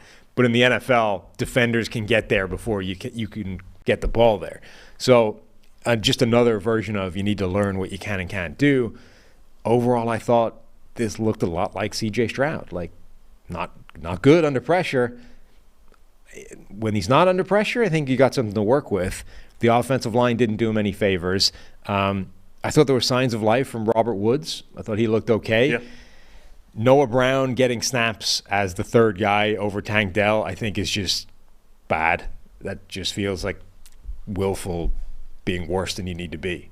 I mean, Noah Brown's fine as a number, but Tank Dell's better. Play Tank Dell more. Let me set you up for this. If Tank Dell was playing the Zay Flowers role for the Ravens, how would that go? For the Ravens? Oh. Yeah, if Tank Dell was in the spot for Zay Flowers. I mean, they're different receivers. He'd be good, but he should be. I mean, he brings different things to this Texans offense than anybody else there, and he's probably a better player across the board than Noah Brown already. I don't know why you wouldn't use him more. Like, we saw enough in preseason to say, let's give this guy a bigger role in the offense. Yeah, it would be good to let's text Bobby and make that happen. Yeah, we tried in the preseason. That didn't work out well enough. All right, we're going to get I think the game we're going to overreact to the most is going to be 49ers and Steelers. Mm-hmm. But first, I got to tell you about our partners, AG1, the daily foundational nutrition supplement that supports whole body health. We drink it every day over here on the PFF NFL podcast. Love AG1 because, well, I need some nutrients, guys. I need some nutrients, and I get it from AG1. And I do that every single day, right? Because I got my vitamins. I got everything I need to kick off the day. I like to drink it in the morning to get things moving, right? With my coffee, throw some AG1 in there, and be healthy for the day, Sam. Yeah, you were over into the corner, into the box before the show even started today. I made sure I loaded up because I'm out at home, so I loaded up on our stash from the corner. I'm bringing it back. Mm-hmm. Yeah, before we're pre-7 a.m., and you're already diving into the AG1 box to get it cranking. How else can I get through a 2.5-hour show without the nutrients I get from AG1? All great athletes have one thing in common. I don't remember being a great athlete, but I was once one relative to other humans. But we all took care of our bodies as great athletes, Sam, and a huge part of that is optimizing your whole body health. A lot of athletes drink AG1, so it's good enough for me. Micro habit that turns into macro benefits, man. Less than $3 a day, AG1. Gotta love it. Cost is perfect, and you get the results. So if a comprehensive solution is what you need from your supplement routine, then try AG1 and get a free 1-year supply of vitamin D and 5 free AG1 travel packs with your first purchase. You go to drinkag1.com/PFF. That's drinkag1.com/PFF. Be sure to check it out. All right, man. 49ers 30, Steelers 7. I don't want to overreact to, say, the Bengals. I think the Bengals have a history that we're leaning into if you say, hey, Cincinnati's going to bounce back. But Pittsburgh, I feel duped. I need you to remind me next August. Can you put a reminder in the calendar? Next August, when Team X rolls out in the preseason and they're tearing it up, and Steve's like, maybe I change my opinion on this team because of what I saw in the preseason. And it's not really just the preseason, to be honest. The Steelers had a great offseason, right? Mm-hmm. They had a nice draft. They've been building that squad. They've been getting the offensive line, creeping back past average. Second year of Kenny Pickett, supposed to look good. And they came out and lay an egg. The Steelers laid an egg. Or the Niners are just as awesome as we thought they were. Or a lot of people thought they were. So the Niners just did what they were supposed to do, and the Steelers really underwhelmed yesterday. 30-7 Niners win. Yeah, I mean, this is definitely one of the games that's going to get the overreaction treatment this week. I'm closer to reacting to the 49ers side of this than the Steelers side. San Francisco looked really good. They did. On both sides of the ball. Like, that's the important part. And the thing is, like, TJ Watt smoked Colton McKivitz at right tackle, and it still didn't matter. Like, he won that matchup comfortably and was absolutely destroying him. We highlighted that. We were like, that's the matchup. And if you told me on Thursday when we were previewing this, TJ Watt is not only going to exploit the matchup that looks like the biggest mismatch in the NFL this weekend, TJ Watt versus Colton McKivitz, but Watt's going to win it, force 2 strip sacks. Yeah. All right, the Steelers have a chance in this one. Right. He's going to have 3 sacks, 2 of them forced fumbles. You're like, well, that's what they need. That's how Pittsburgh, ends up causing problems for the San Francisco offense. That's how the 49ers, with their offensive line that's been really good the last few years, starts to creak. And it doesn't work as well as, it didn't matter. Didn't affect them whatsoever. So that, I think, shows you how good this 49ers team was. The mismatch players they have. Like, we talk about this with Atlanta a lot. Like, they're sort of trying to assemble this collection of, like, monsters on offense, these absolute freak shows that you just can't match up with on defense. I mean, the 49ers are already there, and their players are better and more proven, and they have a quarterback that can get them the ball. So we saw Christian McCaffrey look amazing. George Kittle, every time they got him the ball, was making plays and picking up yards that shouldn't have been there. Brandon Ayuk looked uncoverable. Like, their collection of skill position players are amazing. And Brock Purdy, he isn't great, but his ability to extend plays and add value to this offense is obvious every time you watch him play. Like, there's such a difference between, like, what Jimmy Garoppolo can do when the play starts to break down and what Brock Purdy can do when the play starts to break down. It's not like, he's not Patrick Mahomes, but he's just consistently able to extend the play a little bit longer and get something positive out of a play that was going to go to hell. And that's so valuable on an offense that's already working really well. Yeah, Brock Purdy's game was really interesting because he did fumble it twice. Okay, he threw another pass that probably should have been picked. One of his recoveries, by the way, was ridiculous. Yeah. Like, TJ Watt forces the fumble, chasing him down, and then Purdy manages to secure it behind his back on the ground before TJ Watt can get hold of it. So I thought Purdy, look, those plays count, right? I thought putting it on the turf, he was kind of blindsided a little bit. Those count. Those matter. They don't show up in his passer rating. That was 111.3. He put the ball in harm's way a couple times, fumbles a couple times, and he has a dropped interception. Other than those 3 plays, Brock Purdy, I thought, was absolutely fantastic. The offensive line that we have highlighted as a concern for the 49ers, they weren't great up front, right? For a team that was very efficient and ran the ball well, but the pass protection was not good other than, of course, Trent Williams. Pass protection was not good. And Purdy, as you mentioned, maneuvering the pocket. His pocket movement was fantastic. Ran when he needed to, bought time when he needed to, found open receivers. I thought Purdy played a really good game where there'll be some turnover-worthy plays that count, that, a little lucky that they didn't have a bigger impact in the game. You mentioned the nice recovery. But I thought overall Purdy looked pretty good. And we give Joe Burrow a pass for maybe being a little rusty with his injury. Like, if Brock Purdy came out here and looked rusty, I'd probably give him a pass. Sure. Or we might give him a pass, or we might say, oh, yeah, he's a 7th-round pick. Right. He's Mr. Irrelevant. He's coming back down to earth. But Purdy was impressive against the Steelers' defense that was pressuring him.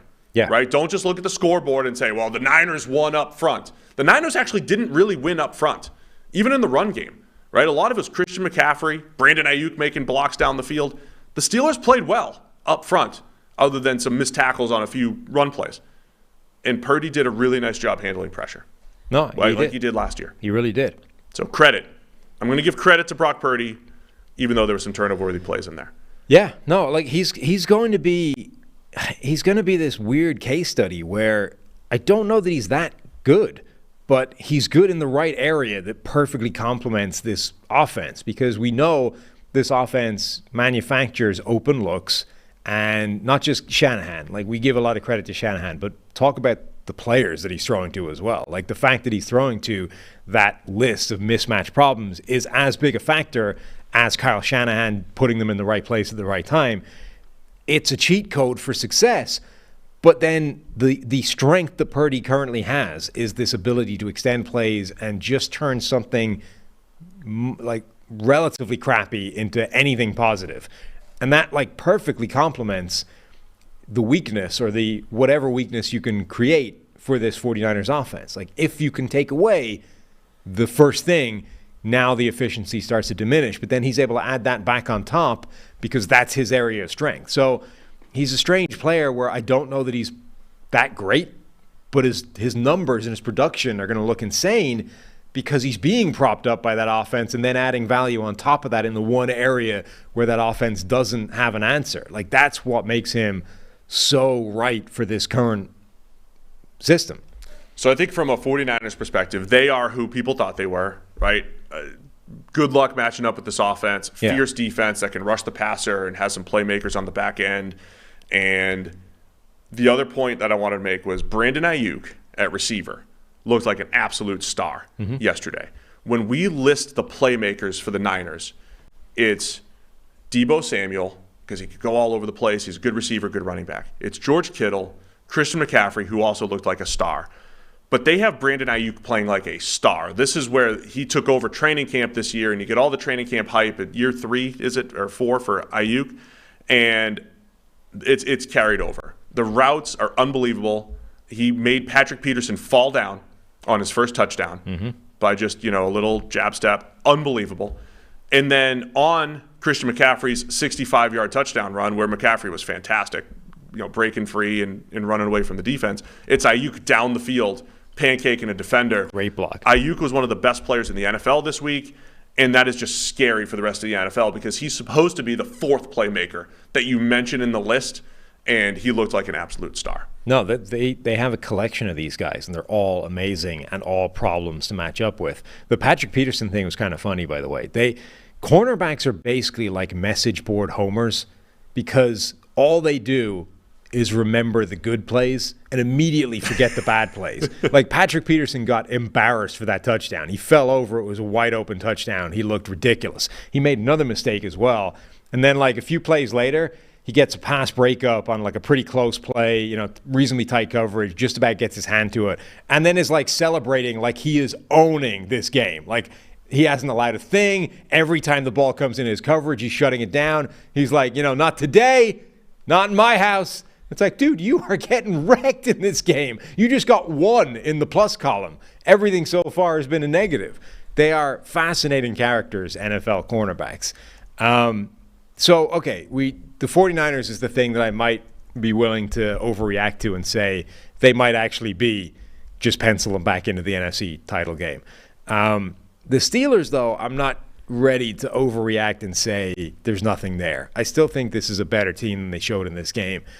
Deontay Johnson slips over for an interception early in the game. Like, Kenny Pickett got the ball where it needed to be. Deontay Johnson fell over, interception, like that set things off. And this felt like a game where the game flow got away from them relatively early, and then they were just in a hole they weren't able to dig out of. But I do think that this offense can function a lot better than it did a year ago. Yeah, I didn't think Kenny Pickett looked sharp at all. And also, by the way, like Dan Moore Jr. got wrecked at left tackle. We talked going into this game about how the interesting thing is they haven't put rookie Broderick Jones in there. They've left Dan Moore out there. Like, that's an obvious change for one of their biggest problems. Like, Drake Jackson was destroying Dan Moore Jr. at times at that spot. Okay, I've got a solution for you if you're interested. How about the first-round pick you have sitting on the bench? Yeah. I thought Pickett was bad in this game. Accuracy was all over the place. His first interception, he actually comes off a pretty open read, I thought. He's looking at the right, his eyes are in the right area, and then he comes off that and just throws a jump ball into coverage. I thought he was just missing throws and not seeing it and looked fidgety. And look, I think if you're identifying the difference in what Kenny Pickett and Brock Purdy did yesterday, I was trying to defend Pickett throughout the whole offseason that, he's in the rough system and he played pretty well last year and he didn't have the same benefits of a Brock Purdy. But when you saw those guys under pressure yesterday, or just the comfort in the pocket, I thought Brock Purdy, night and day, better than Kenny Pickett. So I thought Pickett was part of our hype, right? We saw him in the preseason and we see the training camp buzz and he's throwing the ball up to George Pickens, who also had a ridiculous catch on an incompletion on the sideline, which is fun, but incomplete. It just wasn't there in week one. So, it's not over for the Steelers, but all that momentum that it seemed like they were carrying into the year fell flat in week one for the Steelers. No, it was bad, but this is a game where I'm not going to overreact yet. I think the 49ers might be absolutely for real, but I'm not yet willing to write off Pittsburgh after that one. I mean, it's week one. I'm not really It's also, by the way, reacting to stuff, but the Niners situation, I think they stepped up and looked like they should. Yeah, and for Pittsburgh's point of view, that also changes your perspective. Like, if the 49ers are, in fact, that good, NFC championship game material again, maybe Super Bowl team if they had a quarterback at the end of last season. Like, if they're that team again, that changes the expectations for Pittsburgh. Like, you just lost not just to anybody, but you lost to one of the best teams in the NFL. But you know what's obnoxious is, was it 2 years ago? We were on the show last year at this time saying, the Steelers run training camp different. They're more prepared for week one than everyone else. Because was it 2 years ago they beat the Bills, right? The Bills were the darlings, and they beat the Bills in week one. And then last year in week one, they beat the Bengals, a team that goes to the AFC Championship. So it used to be this, the Steelers are just more prepared for week one. And now the opposite happened because, who the heck knows what's going to happen in week one. All right, Commanders 20, Cardinals 16. We'll roll through this quickly. No offense to Commanders fans. But, hey, they made a fourth quarter comeback against the Cardinals. Cardinals kept it close because Dennis the Barbarian Gardeck, strip sack, baby. That leads to a touchdown for the Cardinals. What was the bet we accepted that he was going to have 10 sacks in the season? Did we accept it? Yeah, of course we did. It was the Barbarian. I mean, not because we were opposed to it, just because we were rooting for it. Right, just because somebody referenced the Barbarian. So well, he's got 2. Already, yeah. It was a pretty good start. Let's tweet that out. He's on pace for 34 sacks. Well, he's 20% of the way towards his target. All right, talk about this game while I hype up the Barbarian. It was a weird game. I felt like Washington sort of always had it under control, but they kept finding ways to not score. Like, every time I looked up, they'd move the ball into the red zone or into Arizona territory and then somehow didn't put any extra points on the board. And you're like, well, at some point they'll start scoring, right? And then as soon as they do, the Cardinals don't really have much to answer with. Like, they had a red zone fumble, Antonio Gibson.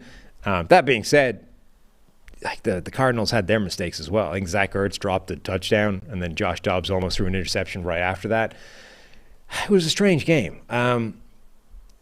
Sam Howell, I thought, was kind of the same guy that Sam Howell usually is, which is most of it is good, and then you conspire to take a couple of ridiculous sacks, which are bad. And that was another part of, how Washington found themselves in a hole. But, I mean, overall, I think this game went more or less the way it should do. It just, Washington made it harder than it should have been. Yeah, I think one of the things we underrate, and we'll get to it with the Rams game, the on-paper roster doesn't look great for the Cardinals, but they played hard and they kept it close. I think the Cardinals are just going to be overwhelmed in most of their matchups. And as we mentioned on the preview show, the fact that the Commanders were favored by 7 when they have a quarterback making his second start in the NFL. Second start for Sam Howell. And as you mentioned, there's some good, there's some bad, sacked 6 times, including when the Barbarian gets in there and he just, he's trying to avoid it and he's trying to do too much and he puts the ball on the turf, right? You just can't make those plays. But Sam Howell also has was he throwing that pass for Brian Robinson for the touchdown? It was tough to tell if he was actually the intended target when he was rolling to the left for his touchdown and Brian Robinson kind of jumped in and caught it. Which reminds me, I was like the Patrick Mahomes 4th and 25 play at the end of the Chiefs game. Was he actually targeting? Like Sky Moore kind of got there. I don't think he was targeting Sky Moore on that play. Really? Who was he targeting? I thought he overthrew Watson, who was working his way back on kind of like a really deep curl. I didn't think that was to Sky Moore, but this play felt similar. But either way, touchdown, creative play for Sam Howell. But the Commanders aren't the type of team that should be covering a 7-point spread no matter who they're playing. So that's, even though I picked them, it's because I had no faith in the Cardinals. And honestly, the Cardinals needed a fluky play. Not a fluky play, but, they needed a defensive touchdown to keep it that close. So it's going to be a challenge for the Cardinals this season. Did you see Jonathan Allen getting a sack with his ass? I don't remember offhand. Jonathan Allen sort of bull rushed the left guard into the quarterback and was like spinning off the block and got kind of caught up and just like cheeked him to the ground. Just like backed into him, ass first, took him down. You don't often see an ass sack in the NFL. You don't. But there was one in this game. We've seen a butt pick. We've seen a butt pick. Saw a butt pick. Now we've seen a butt sack. We get a butt sack. We've seen a butt fumble. Get the butt sack in here. See it all. You hang around long enough.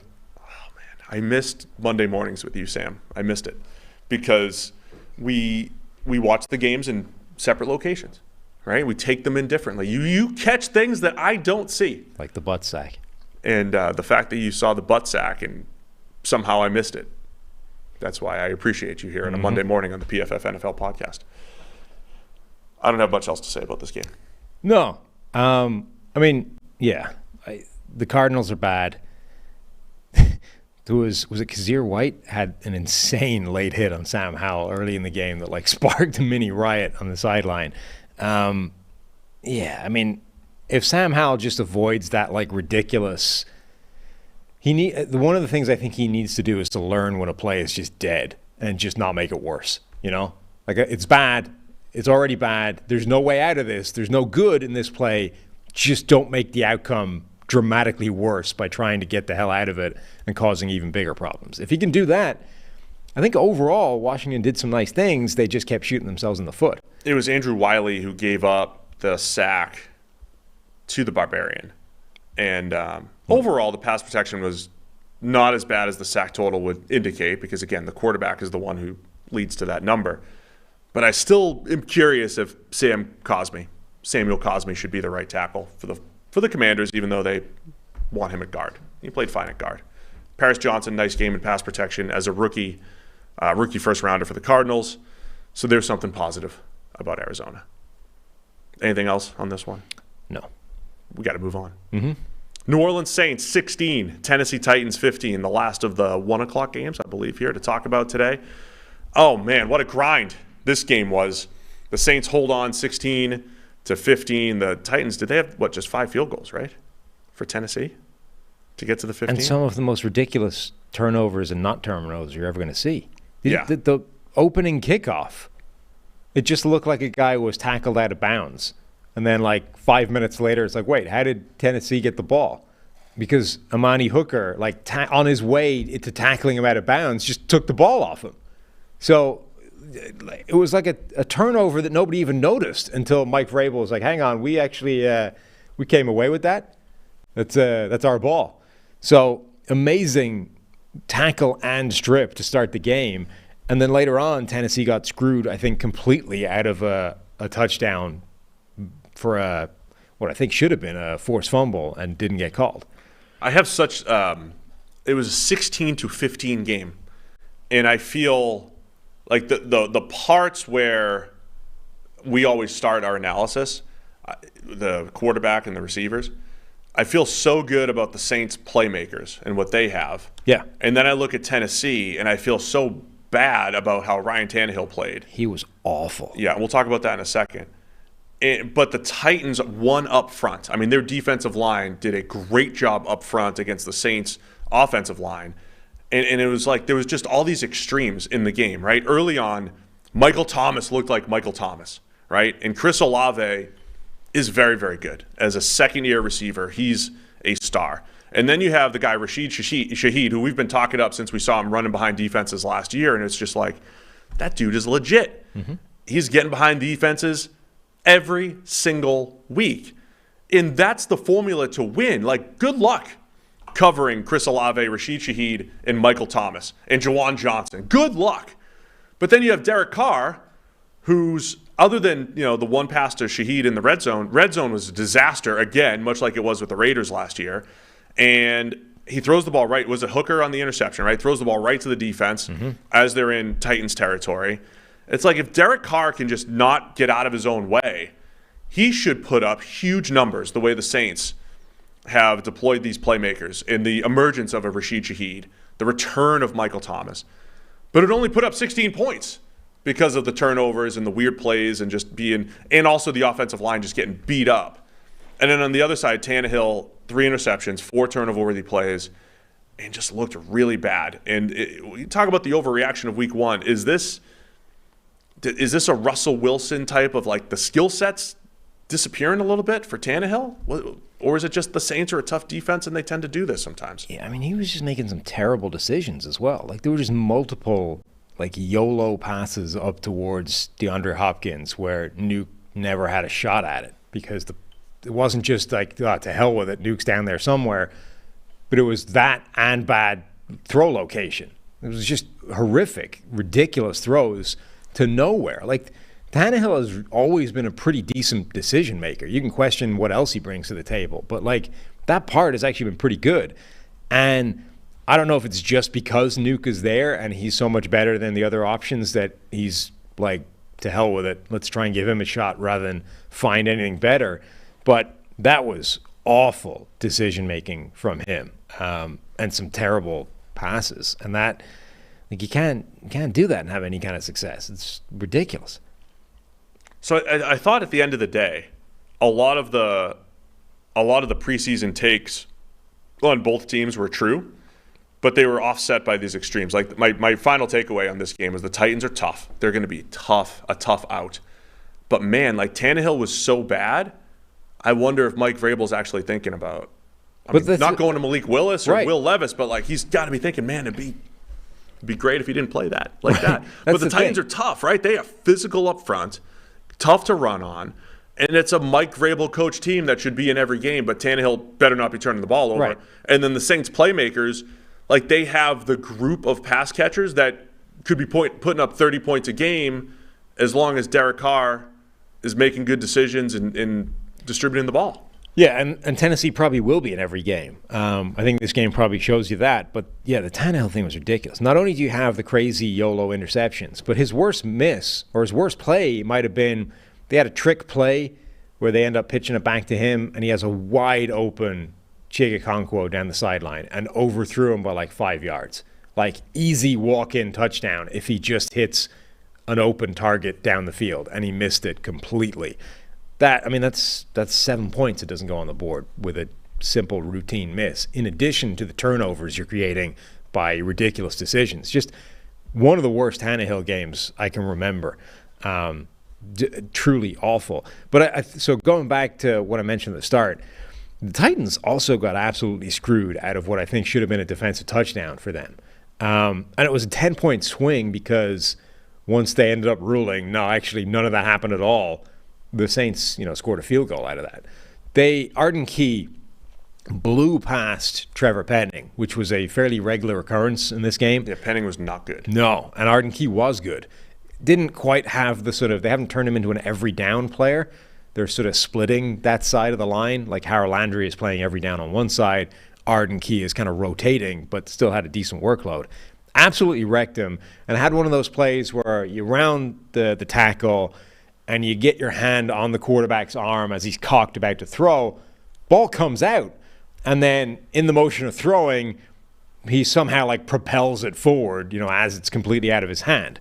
The Titans scoop it up, run in and score, but it was one of those plays where they blew the whistle, like during the return, which I think is ridiculous anyway. Like, in a world where they review automatically, not just every turnover, but every scoring play, let them run it through. It changes nothing if you just play it 5 more seconds, let them score the touchdown, and then check if it was legit or not. Whereas if you blow the whistle, the play is dead. So if it turns out you got it wrong and it was a fumble, you've just literally screwed them out of 7 points by blowing that whistle. Let it play through. They didn't. And then they looked, so then they called it incomplete pass, fine. Vrabel challenges it and was like, that's quite clearly a fumble. And even though you screwed us out of the touchdown, I would like the ball. And they don't. They somehow conspire to say, actually, no, it was an incomplete pass. So I think that was a egregiously terrible call that should have put a touchdown on the board for Tennessee. Yeah, that's crazy at the end of the day there. I mean, the pass rush for the Titans was good. Saints' offensive line struggled. But yeah, the Saints remain intriguing because of the pieces in the right place. But you mentioned Trevor Penning struggled. Cesar Ruiz struggled up front from a pass protection standpoint. They got to figure that out. You paid Cesar Ruiz. Oh, man, not going to say anything. The grades have not been great for Cesar Ruiz for that kind of money. It's amazing how keen teams are to want to throw money at former first-round picks if they don't play running back. All right, that's the 1 o'clock games. Let's get to the 4s. Green Bay Packers 38, Chicago Bears 20. I wasn't expecting this, Sam. I was not expecting this. Christian Watson hurt, does not play. Romeo Doubs does play despite the hamstring injury. Gets the 2 touchdowns for Doubs. And Jordan Love, stat line, looking pretty slick. Yeah, Only 15 completions, but 245 yards and 3 touchdowns. I'm giving you the recap still. Yeah.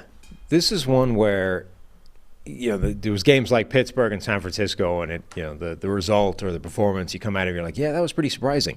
This is one where you're like, this wasn't surprising at all, and yet I didn't actually sort of predict it. We even talked about this on the preview show, like the Packers were the team where we were like, actually, do you think Green Bay might have something? And we never even brought up the idea that Chicago could do anything this season. So it actually makes a lot of sense that Green Bay would be better than Chicago right out of the gate. I just kind of bought into this one-game hype, right? Like that the new playmakers in Chicago. And look, early on, the yards after the catch that Fields had in the preseason, early on it looked like, they're yak-driven offense and the short stuff and everything. But the pocket presence for Fields, I thought, came back to bite again, and inconsistencies in the pass game. And then overall, the Packers just had a good team. And that defense, you just never, predict the Packers defense for me, please. You never know what year it's going to be where they finally start to play to their potential. And I think we slept on the Packers defense a little bit because they underwhelmed so much last year compared to early season expectations. And all of a sudden it's like, oh, by the way, remember we were going to be good last year? Well, it's kind of a similar group. Yeah. No, I mean, and we brought this up in the preview show, last year's Packers defense was supposed to be the best defense that Aaron Rodgers ever played with, and it very wasn't. But the talent was there. There was a reason people were saying that and predicting that, and a lot of that talent showed up in a big way in this game. I think we saw, again, confirmation that the Romeo Doubs thing, there's something there. Romeo Doubs is a good player, and he was causing some problems for the Chicago secondary. I think we also had this classic example of what is your takeaway from the dynamic between Green Bay's offensive line and Chicago's defensive line? Is that the Packers' offensive line is really good? Is that Chicago's defensive line is still garbage? Or is it both at the same time, which is part of the reason this game went the way it went, which was Jordan Love never really had to worry about pressure. Conversely, Justin Fields was under pressure a reasonable amount in this game. Man, I'll say this. Remember the preseason was the Packers-Patriots game, where the Packers had that game where they didn't allow a pressure, right, against the Patriots in that preseason game that ended in the fourth quarter. This game was close. As of right now, we're still reviewing some plays here. The Packers were pressured. The Packers blockers allowed 2 pressures on 30 dropbacks. That's it. 2 pressures. Now, the Bears had more than those 2 pressures. I'm just saying as far as allowed pressures, not unblocked stuff that was designed or whatever. 2 pressures. 85 pass blocking grade for the Packers up front. The preseason game, I only bring up the preseason game because I feel like we had never seen anything like that was so dominant up front. The Packers' offensive line looks incredible. Zach Tom won the job at right tackle, and rightfully so. He's been outstanding. David Bakhtiari back. He's when healthy, the best pass protector in the league. Him and Ronnie Stanley and Laramie Tunsil right up there together. They look great up front. There was a couple other losses in there, whatever, but man, the pass protection was outstanding for the Packers. No, it was. And that's also, from a Bears perspective, I know there's a little more optimism in Chicago coming into the season. And poor Bears fans are like, oh, it's the same old thing. But they had the worst defensive line in the NFL last year by a margin. Like, they were off on their own little area of a chart of ineffectiveness on the defensive line. And they've changed players, but a lot of them were players that we didn't like. The players that they changed, like rookies that they brought in. Yannick Ngakoue theoretically has been a productive pass rusher, but it hasn't been for a while now, and he's been bouncing around a bunch of different teams. I don't know how much you want to be relying on him as your number one source of pass rush, and the results were the same. And I think he had a sack, but like Jordan Love, I think, just ran into him. Yeah. But this is, so, I mean, he's not a rookie, but you kind of throw Jordan Love into the same kind of bucket as, young quarterback taking his first starts type of thing. One of the biggest differences between him and the other guys is he's working behind one of the best offensive lines in the NFL. And, okay, we can debate the talent level of the receivers that he's throwing to, though I think they're probably better than people give him credit for. But he's got an almost flawless platform basically every single snap. The difference between that and Bryce Young or C.J. Stroud, or any of those guys is significant. Yeah.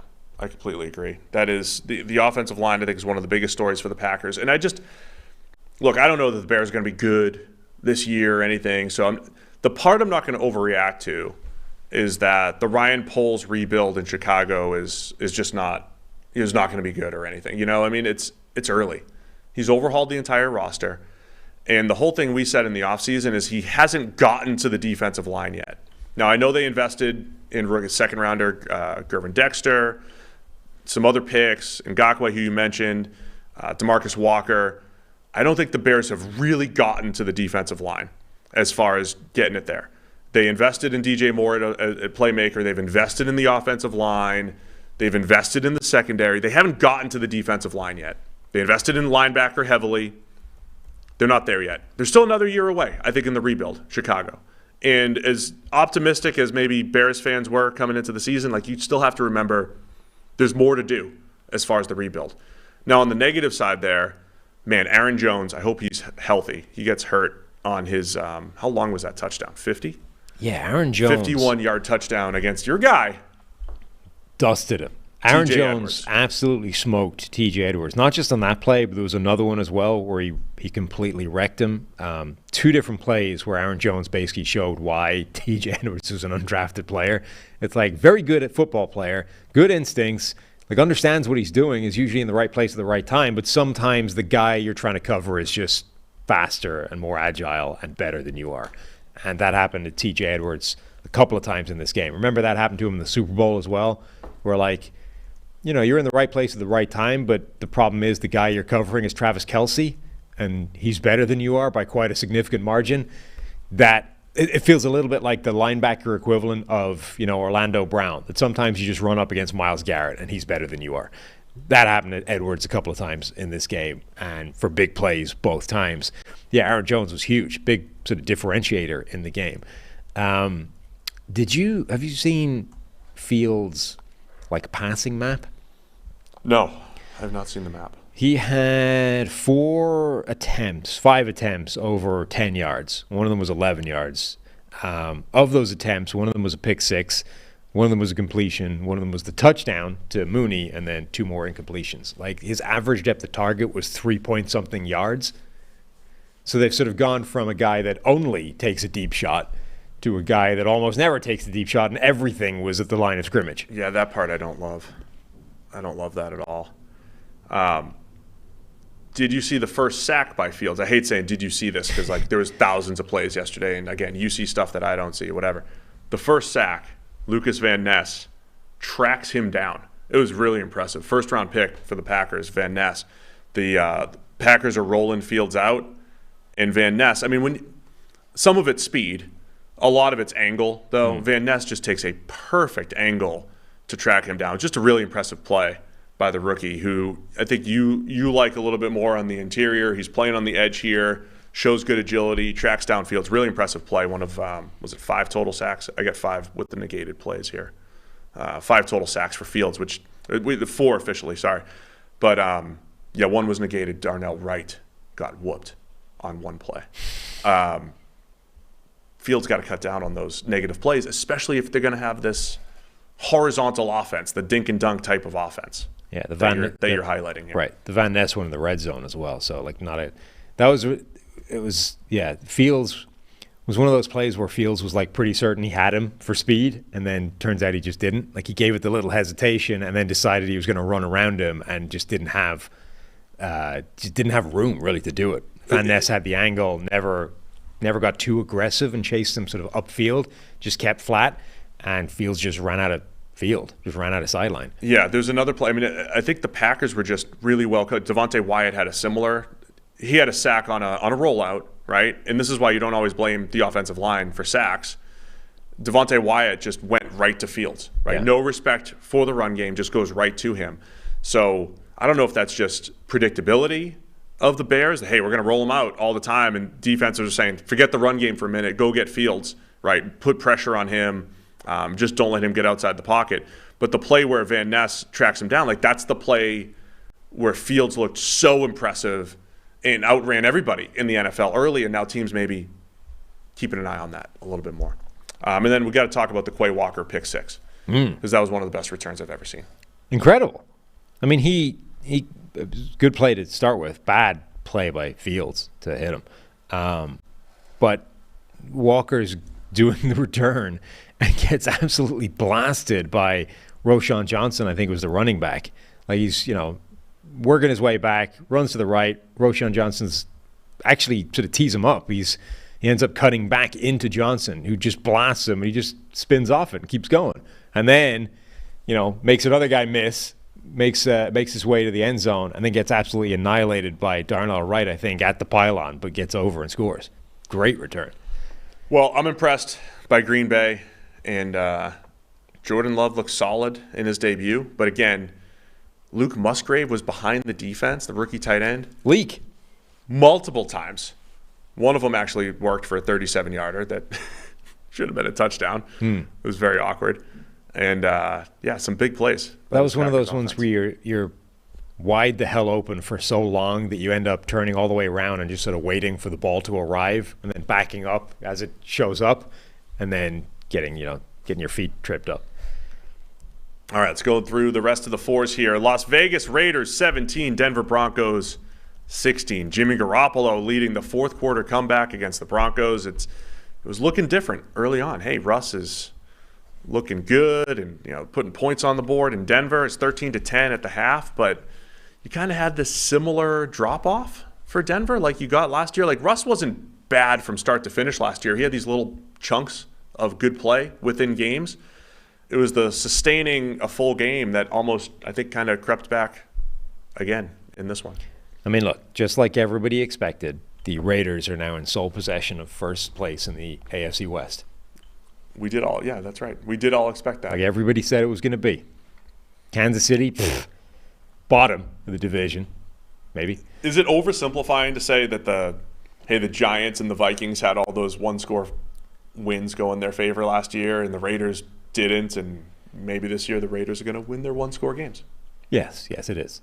Okay. It is oversimplifying. Let me just say, we talk a lot about Jimmy Garoppolo on the show and his limitations and everything. I thought he played really well in this game. He had a pass that snuck through in the red zone that went off, I think it was Jacoby Meyer's hands. That was just a really good tight window throw in the red zone that he didn't get credit for. But he's got the scramble on 3rd and 7 to kind of seal the deal. Jimmy Garoppolo does just enough to win. Still, he played really well in this game. He played well. He's just going to be this fascinating case because I've said before here, the analytics community will hate me, but QB wins over time probably get you there directionally, And Garoppolo has always won a ton of games. He was in the Shanahan system and everything. I'm just wondering if he's going to be that difference maker here for the Raiders. I'm not saying it's there in week 1. I'm just, something to keep an eye on here. Made some plays in the fourth quarter and played a really nice game for the Raiders. Yeah, he did. He played well.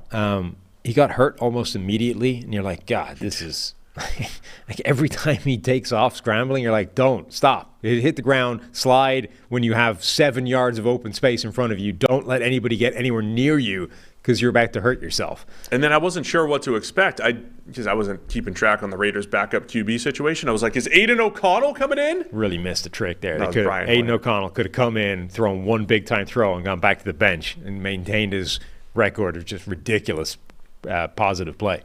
But no, we got Brian Hoyer instead. A couple guys to highlight for the Raiders. When we were previewing the season and you look at the defensive depth chart for the Raiders, it's like, man, how is this going to work? It's Max Crosby and nobody. Max Crosby looked like a star again yesterday, all over the field making plays. And then sometimes when you're watching on first run, you see a guy like a linebacker. It feels like this linebacker's all over the place. And then you go back and look at the PFF grade, and it's not that great because, again, there's a lot of misplays that you just don't see on broadcast. But Divine Diablo, just want to give him a shout-out for the Raiders. Number 5 was everywhere in this game. And the grade actually matched up overall. 90.7 coverage grade, it looks like it's going to be. But Divine Diablo made a lot of plays. So I was impressed by the Raiders defense and, getting some decent performances, of course, by Crosby, but Nate Hobbs played well. Divine Diablo making a ton of plays at linebacker. Yeah, shout out as well to Jacorian Bennett, the rookie corner, who ends up basically playing the whole game. He's entrenched as a starter now. Didn't have the best game in the world, but he's come from a pretty low draft spot to be a starting corner for this team. This game featured one of the best one-on-one matchups of the week. Patrick Surtain, PS2, against Davante Adams. Twice a year, man. It's and Adams is, up until now in the NFL, Adams has sort of won those battles. Like we've kind of come out of those games, and Adams has been like, still got a little bit of way to go, young pup. Like, you're not quite there yet. I think Surtain won this one. Like, Surtain had a few pass breakups, 3 of them, I think, forced incompletions. I think generally had the beating of Davante Adams, even with, Jimmy Garoppolo playing well and Adams still looking like Adams. But then you see in exchange for, hey, we can't just feed Davante Adams 15 targets because of that. It's Jacoby Myers, who we mentioned earlier in the show is a perfect number 2 receiver. He gets 2 touchdowns. He's got the fade for a touchdown. Jacoby Myers runs good routes. He gets open. He got absolutely popped later in the game by Kareem Jackson. Did not love that play at all. But again, I think the Raiders have done a nice job building their playmakers. Austin Hooper had a ridiculous catch that maybe should have been incomplete. But Jacoby Myers is really good number 2, right? When he's the number 1 in New England, not that he's always the 1, but if you're relying on him too much, but there's games like this where you feed him 10 targets because it makes sense. There's going to be other games where Davante Adams goes off and teams aren't taking him away and they're not doubling him or they don't have a Surtain, and Adams will get his 15 targets, he'll get his 150 yards. But when he's not there, when he's taken away, you have a Jacoby Myers to step up. So that's a lot of money for Jacoby Myers, but it paid off in this one, at least for the Raiders. No, absolutely. Thoughts on Russell Wilson, because he looked sharp. He completed a lot of passes. Looked sharp early on, 79% completions at the end of the day. He finishes 27 for 34, but for just $177. So I thought early on Russell Wilson looked pretty good. Looked much more comfortable than he did last year. But by the end of the game, it's getting close, and the Broncos just they were not able to get into this rhythm offensively. And it felt like this is weird, right? Too quick to check down, too quick to throw the short stuff for Russell Wilson. That's not his game. But this was one where I thought Russ looked more like old Russell Wilson. And for the first time in Denver, you actually got the feeling that he was being let down by the players he was throwing to. Not necessarily because they weren't making plays, but simply because they're not good. And he didn't trust anybody to be open. Reasonably realistically so. Like, little Jordan Humphrey had 25 receiving snaps in this game. I mean, when that's a starting option for you, you have problems. Unfortunately, the injuries with Jerry Jeudy being out, Tim Patrick out for the season, they didn't promote Marvin Mims, which a lot of people thought they would do sort of heading into the season, that, oh, well, I guess without those guys, Mims is going to be a full-time starter and be, the primary target next to Courtland Sutton. That didn't happen. He only played like 15 snaps or 10 receiving snaps. So 3 targets, 1 negated by penalty. Yeah. Right, like Courtland Sutton was the primary target, the only sort of guy you would trust. But look at just list the receivers in terms of number of passing snaps. Courtland Sutton, number 1 guy, fine. Little Jordan Humphrey, number 2. Adam Troutman at tight end, number 3. Brandon Johnson, wide receiver, number 4. Like that's not enough. A passing game is not going to function with that as your receiving core. So we've gone from this weird world where Russ is going to cook because look at all these receivers he's got in Denver to, like, how can Russ cook because of these receivers in Denver? They only have Courtland Sutton. And even Courtland Sutton hasn't really shown that he can be that true superstar consistently. And who knows how much injuries have taken away from him in terms of his overall ceiling. So I actually felt for the first time in Denver that this was not Russ's fault. Yeah, it's just like a weird not a stat line, but like when you break down Russell Wilson's average depth of target's 5.6, and his average time to throw is 2.8. So you've got this low average depth of target, high time to throw. High time to throw usually coincides with throwing the ball down the field. To your point, how much of it is the receivers? But look, I've said I'm a Marvin Mims fan. Like, throw the ball deep to him. Just he should get the Rashid Shaheed treatment, the Khalif Raymond treatment. Like, they deserve 3 or 4 deep shots a game. Particularly when the receiving core is what I just read out. Absolutely. Like, there's no reason he shouldn't be getting more work than that. Take some shots to Marvin Mims, please, going forward. So, I'm kind of with you. Like, I don't think Russell Wilson's really much of a story in this one. By the way, right? The running backs for Denver. I mean, Samaje Perine had a couple of nice plays, particularly in the pass game. A couple really nice. Javonte Williams looked pretty good. Yeah. We're in this weird world of miraculous knee injury recoveries in the last few months across multiple sports. Javonte Williams coming back, breaking 4 tackles, averaging 3 yards per carry after contact. Like, that man's knee should not be functioning right now, and he looks more or less like Javonte Williams. Yeah, it's very impressive. So the Raiders pull it out, man. AFC West. Yep. Leaders. The Las Vegas Raiders. All right, let's go. Philadelphia Eagles 25, New England Patriots 20. What a weird game this was. A lot of rain. The rain game. Throw it out. Rain game.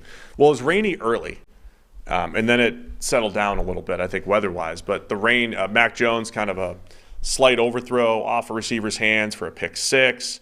And that slipped out of his hand, right? Yeah. Got a bit away from him with the rain. Yeah, he had a couple errant throws early. Then he settled down, made some big-time throws. And then at the end of the game, you got Jalen Hurts fumbling when the Eagles are just trying to run out the clock, gives the Patriots life, have a chance to score a game-winning touchdown with Tom Brady. And, this is what Brady did. Tom Brady looked like he was ready to go out and play. When he was, getting hype early in the start of this whole thing, he was ready. They could have sent him out. Maybe it would have been a better option. But he looked ready to go. But it was all for naught, man. Mac Jones throws the ball along the sideline. Kayshon Boutte does not keep his feet in bounds. Incomplete. Twice that happened. Just an interesting game overall because I thought Eagles offense really didn't do a whole lot. They were averaging 3 yards per play, and they were up 16-0 early on. They just – remember how the Eagles would kind of sleepwalk through the second half last year a lot? Yeah. They'd get up 28-0, and then the second half they'd end up winning 28-14. Right? They didn't put any points on the board. The whole game felt like those halves last year that the Eagles just kind of sleepwalking, and Jalen Hurts just kind of taking the underneath stuff, and that was it. I also think the Patriots defense played really, really well. What were your takeaways on this game? Yeah, I mean, a lot of the same things. That Eagles offense definitely didn't look good. They got out to an early lead, like a 16-0. Mac Jones with the interception that got away from him. Zeke Elliott fumbled as well in the rain. So they're immediately up to a big lead. Now, that kind of works in 2 ways. Obviously, it's a great starting point. But particularly at a team like the Patriots, a lot of ball game left. There's a lot of time to pull that kind of deficit back. And they did. They started chipping away at it. Like, as soon as he'd made the mistakes and they got into the hole, like, Mac Jones started balling out and delivering all kinds of great passes. He had, like, 4, I think, big-time throws in this game. Now, made some mistakes as well, but he delivered some absolute strikes. This looked a lot more like rookie year Mac Jones, where the good was really good. And that Eagles offense wasn't doing anything. They made Rashad Penny, right, a healthy scratch going into this game. And that was like, oh, look, the joke's about 7 yards per carry. I guess everyone looks a bit stupid now. So Kenneth Gainwell, as everyone actually did predict, was their primary running back. Jalen Hurts obviously did his part of running. DeAndre Swift barely featured, and Boston Scott was the other guy. Now, this is one of the few games where the Eagles' offensive line did not just lay waste to everything in front of it in the run game. And I kind of feel like Rashad Penny might have gotten a little bit more joy if he'd been carrying the ball rather than the players they had. So I don't think that helped. And if they're that may be reassessed going forward. I'm not sure you want Rashad Penny, of all those running backs, to be the guy that isn't suited up in case a game like this happens. But yeah, that offense did not do an awful lot. What a hit, by the way, by Jabril Peppers to force the fumble on Jalen Hurts late in the game. That was when it was, a 2-score game, right? And New England comes back, and they have a quick touchdown to make it a 1-score game. Yeah, so they're 5 down now with like 4 minutes left. Eagles are driving down, and then the Eagles, we would get into the decision-making and everything. The Eagles have a 4th and 2 to seal the deal, right? They can either go coffin corner punt or go for it 4th and 2. Pass falls incomplete, and the Patriots have they have their final opportunity to, make the comeback, and things fall short there. I thought the Patriots were very good up front. I mean, the defense was sound. Christian Barmore played a really good game, the usual just fundamentally sound play up front by New England and making life difficult for the Eagles. So I think it was both. Patriots defense was good. Eagles offense just it just looked like they were playing with the big lead and playing conservative and not really taking their chances. From a Mac Jones perspective, he's a tough one to figure out because I think he does a lot of impressive things. You mentioned it looks like rookie year Mac Jones.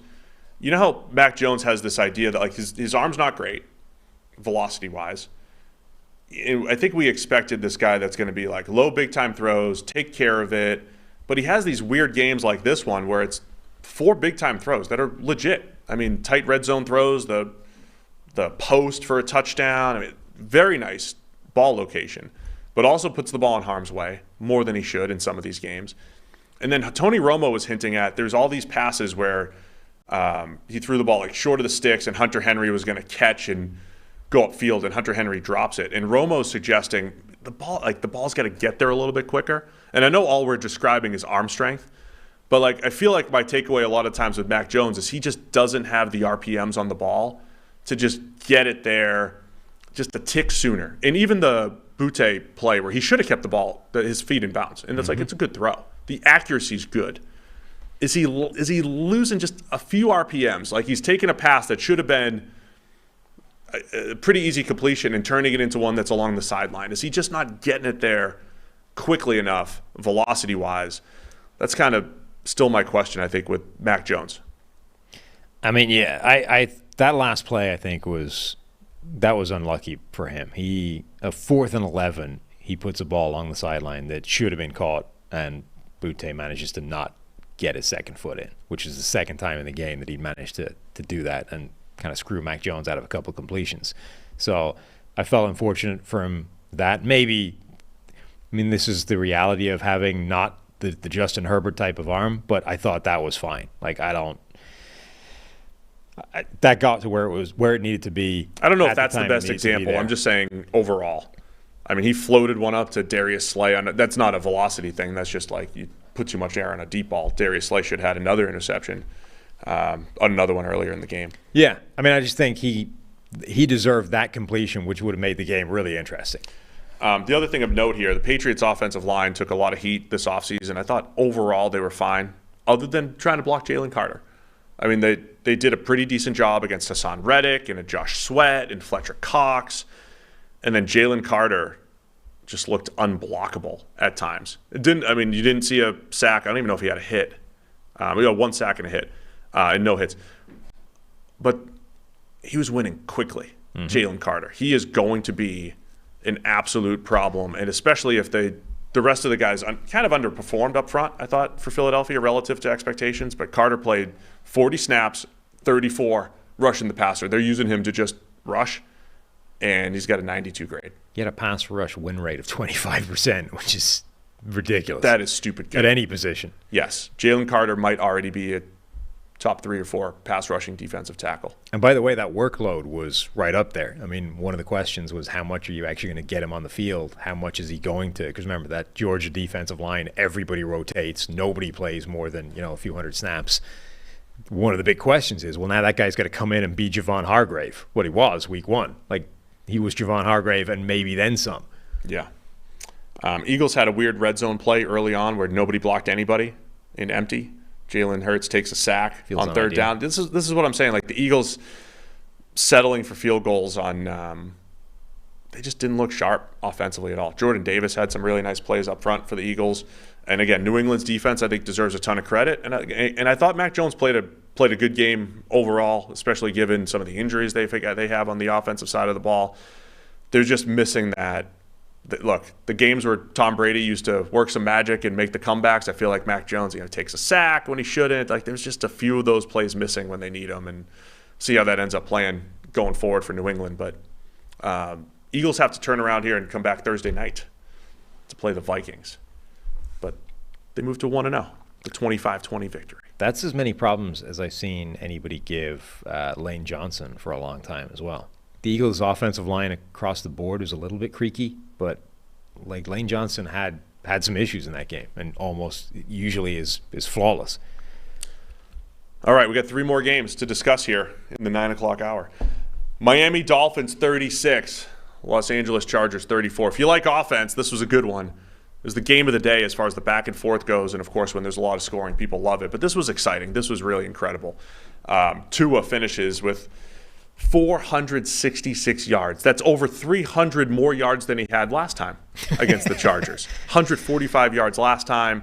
The Chargers did such a good job on the Dolphins last December, but not in this one. The Dolphins, it was like, man, they just said, forget this. We're faster than you. We're better than you. And we're going to also scheme up some incredible plays for guys like Tyreek Hill and Jalen Waddle. Tyreek Hill finishes with 11 catches for 215. Chargers on the other side ran the ball like crazy, 5.8 per carry, 234 yards on the ground. Obviously scored a lot of points, but fourth quarter comeback opportunity for Justin Herbert falls flat, ends with a lot of pressure from the Dolphins. One of the few games where 466 yards doesn't even get you close to the single game record for that team. What's that? Dan Marino. What's Dan got? Dan's got 521. Dan also has 473 and 470. In fact, this is not even the single game record for Tua. Oh, he had the Ravens game last year. Yeah. So 466 yards managed to land him 5th in the all-time single game charts for the Miami Dolphins. I'm unable to keep track of every last bit of news from training camp, but the game starts with the Dolphins just, boom, right off the bat. Chunk plays, and then Tua drops the snap. And they were saying in camp that had been an issue, the center QB exchange, which is like the basics of football. It happened 3 times. I think one was a shotgun snap, but Tua dropped 3 snaps in this game. I'm not saying it was all his fault or whatever. If that didn't happen, the Dolphins might have 100 points. The Chargers had no answers for Miami. I think with Tua, though, I was most impressed. 3rd down, fourth quarter comeback opportunity. He steps up in the pocket, and look, Tyreek Hill's incredible. Hits Tyreek Hill in stride, though, with that might be the best throw I've ever seen from Tua. Looked awesome. And then, did you see the route that Renner is going viral with? No. Showing what Tyreek Hill did. They line him up at tight end, motion him out, same side to the outside receiver, giving him the running start, and then he runs like a little double move thing, and Renner well captioned to go viral. He's like, there's not a cornerback in NFL history that could cover this. And I think he's kind of right. But that type of motion, like when you have Mike McDaniel scheming up plays with Tyreek Hill, and I know he had Andy Reid, but like Mike McDaniel's doing some really nice stuff with Tyreek Hill getting him in space. So I know that's the play that stood out the most in this game. This was one of the more so. Last year, the Dolphins-Chargers game was a game where schematically this Mike McDaniel offense was given the most problems, right? And it was like McDaniel spent the entire offseason working to make sure that didn't happen again, to the point where he went and hired Vic Fangio. Like, they hired the coach that was the godfather of that defensive scheme. And these people are crazy enough that you can argue just for that. Just to make sure that game doesn't happen again, they went and hired Vic Fangio for their own defense. And that play was one of the sort of changes that they made on, if you remember last year, the Dolphins were doing a ton of motion where Tyreek Hill was coming from one side of the formation, like flying across the line, and then they would snap the ball and he would immediately turn upfield with a running start, like already at full speed. Like it's the CFL. Yeah, but the distance that he had to travel, like going from one side of the formation to the other, would allow the defense to adjust and call something, move, rotate safeties, like change how they were matching up during the time he's running across from one side of the line to the other. What they did in this game a lot was plays like this, where he's lining up on one side of the formation and staying on that side of the formation, but still going in motion. So they would just let him start sprinting 5 yards laterally and then turning upfield with a full head of steam already. So it did look a little bit like the CFL where they have that running start, but it was much quicker. So the Chargers couldn't change anything while it was happening because it was just already the play was about to start. And all this did was put a DB on an island against a Tyreek Hill who's already at a full head of steam, at which point, as Renner says, not a chance. You're dead in the water. No shot. It didn't help that the DB in question half the time was J.C. Jackson, who's coming off a torn knee. And you're like, what? Dude, you're isolating J.C. Jackson coming off his knee injury with Tyreek Hill with a full head of steam. How do you imagine that's going to go? Yeah, I mean, J.C. Jackson had that one interception, which was probably of all, the entire game, to his most questionable decision. He throws a jump ball to J.C. Jackson in the third quarter. It wasn't to J.C. Jackson, it was to Braxton Berrios. J.C. Jackson towers over Braxton Berrios and picks it off. But other than that, Chargers did not have much success covering. They got to figure it out defensively, man. But Chargers, because they've got so much talent. I mean, impressed by the Dolphins. That was outstanding. Yeah. But the Chargers, this is supposed to be their thing. But Miami came into this game and it was like they had learned all the lessons from what went wrong the last time. The Chargers came into this game and it was like they had learned no lessons. They had no lessons to teach either. They just had nothing. They had no answers at all on defense. And it's another, black mark against a coach who was hired for his defensive prowess. That's like if your defense is getting you got out-coached in this game. This was one of those games where one side of the ball got out-coached.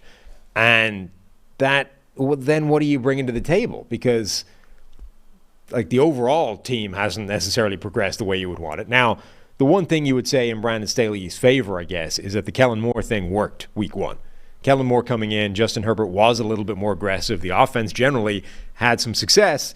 So you're like, all right, if that was your decision, that move has worked, fair play. But the thing that you're supposed to be bringing to the table here, defensive knowledge, and the defense that is causing this type of offense the biggest problems, just got eviscerated. Yeah, I want to apologize to backup left tackle, Miami Dolphins, Kendall Lamb. Okay. Because I tweeted out his worst play. You did. So, it might tell the wrong story. Miami held up really well against this Chargers pass rush. And I think part of my Chargers optimism was that Joey Bosa and Khalil Mack, we got a full season of those guys now. Neither guy hit Tua, knocked him down. There was one time Tua got hit in this game with Kendall Lamb in there for Teron Armstead. Isaiah Wynn steps in and plays. Miami's offensive line, which we've questioned a lot over the last 3 or 4 years, was really, really good in this game from a pass pro standpoint. So I want to give credit there properly. The Kellen Moore thing that you're saying, it was interesting because this looks like what Brandon Staley wanted this offseason. We're going to run the ball a little bit more. And they ran the ball a ton. There was a point in the game where they had 30 plus carries and Herbert only had 20-something attempts. Whereas last year, there was a lot of games where Herbert's up at 45, 50 attempts, and they've run the ball 7 times, right? So they did have this quote-unquote balance. Austin Eckler had a nice 55-yard run, and they were creating some chunk plays in the pass game. Keenan Allen, Austin Eckler, and the whole thing. But it was just lacking at the end, right? And the Dolphins got them with multiple blitzes down the stretch, and that's always my question with a new offense. How does the new offense handle the blitz early in the season? Communication, making sure you know where your hots are, making sure you know who's getting picked up. And the Chargers didn't have answers for Vic Fangio's blitz at the end of the game, which I thought, it ended up being the key, right? I mean, Herbert's got the ball. Miami misses the extra point, right, to give the Chargers life. Only up 2. And the Chargers have plenty of time to lead a fourth quarter comeback, and the Dolphins cracked down at the end there. So I think overall, Kellen Moore experience was fine. But they didn't have answers for the blitz at the end of the game. No, they didn't have answers to that. Their defense couldn't stop them at all. They also, remember, so it was like tied at the half, right? Or it was about to be tied at the half. And then the Chargers, just a ridiculous, how many seconds were left before the half when Miami got the ball back? They give up a really easy, pretty decent completion to get that drive moving. And then the next play, an absolutely absurd defensive pass interference penalty. Absurd in terms of what the hell were you doing? That was dumb. Yeah. They gave Miami a field goal, which they converted, and that ended up being the difference in the game. It was quite an impressive. That was some pretty hard charging by the Chargers. That was pretty dumb. Can't do that. Quentin Johnston, the rookie first rounder for the Chargers, had 3 targets. At first, I was nervous because they were using him on jet sweeps, and they used him on the shovel pass that fell incomplete. So I was thinking they were using him as a satellite space player. They had him on a couple vertical routes, but Herbert did overthrow him before the half. But they didn't use Quentin Johnston a whole lot. But again, I thought the Chargers' offense wasn't the problem. Their inability to rush the passer, huge question mark. That's one of the worst games Joey Bosa has played in the NFL. He had that one incredible rush on Kendall Lamb, and then he grabbed the face mask. He was pretty anonymous in that game for a guy that's usually a difference maker. But I want to give all the credit to Miami's offense. Now, their defense also didn't look great until the end, but give credit to that offense. They looked like they did early in the season last year. And remember, early in the season, they were putting up a lot of yards, but weren't always putting up points. They did it all in this game. They were explosive, and if they just stopped dropping snaps, they could have put up 50. And they showed that evolution of the offense, which, scheme, which we keep talking about. It's one thing to have a system that works, but then what do you do when the opposite side of the ball figures out a way to counter that? Can you come up with the next iteration? That was the next iteration for Mike McDaniel. All right, 2 more games. Los Angeles Rams 30, Seattle Seahawks 13. Got to admit, this was a big surprise for me. Yeah. I was surprised by this outcome. Very impressed by the Rams and their young team. All right, all offseason we're talking about the depth chart doesn't make any sense. It's Matthew Stafford, it's Aaron Donald, a couple more veterans, and a whole bunch of unknowns. Well, some of the unknowns became knowns. Puka Nacua finishes with 119 yards, as does Tutu Atwell, both at 119. Tutu becoming a bit of a deep threat here for the Rams, which was fun to see. And this was the good Matthew Stafford. The thing I used to always say when he was in Detroit, there'd be 3 or 4 games a year where he looked like a top 3 quarterback. That was Stafford in this game. Big time throws left and right. Just, you saw those end zone replays, and he's thrown into these windows that don't even exist, or he's anticipating them. Stafford looked awesome. And I thought the entire preseason, the buzz was Stafford's healthy for the first time in multiple years, including the Super Bowl run, and he's looking sharp. And I didn't know what to make of that information because everything around him looked like it was bad. But I don't know, man. That was very impressive by Stafford, but the Rams as a whole, the way their offensive line played, the youth played, and then Stafford looking elite in this game. Yeah, we had a couple of emails on our bet show. One of them was the Barbarian. It's like, Barbarian's getting 10 sacks. Well, after 1 week, that looks pretty good. And then the other one was somebody saying that the Rams, I forget what the exact bet was, but it was like the Rams are going to be way better. They're going to be better than the Seahawks, whatever it was. It was something like that. And coming out of this game, you're like, maybe that one was right as well. And his argument was essentially they have the best quarterback, they've got the best pass rusher, they've got the best head coach. Like they're set up in in several really important ways to be good. And you're like, yeah, but the ways they're not good are problematic. Well, one of the ways they weren't supposed to be good, look at the receivers that played in this game. Puka Nacua, rookie. Tutu Atwell, hasn't really done anything yet. Van Jefferson, Ben Skoranek, who moonlights as a fullback, and Demarcus Robinson, who's not good. Those are their 5 wide receivers that played snaps in this game. You're like, if you were told that going into a game, you're like, this passing offense is going to stink. And yet, 2 of those guys had 119 yards, and Matthew Stafford looked as good as he's ever looked. I mean, if that's going to manifest throughout the season, the Rams will be different than people expected them to be. And by the way, this was kind of the same story with the offensive line. Like a group that you're like is going to be problematic and cause problems. Steve Avila, rookie, Joe Noteboom, who has been bouncing around different positions and looked bad. Alaric Jackson, Coleman Shelton, and Rob Havenstein, the one like ever present that's always there and good.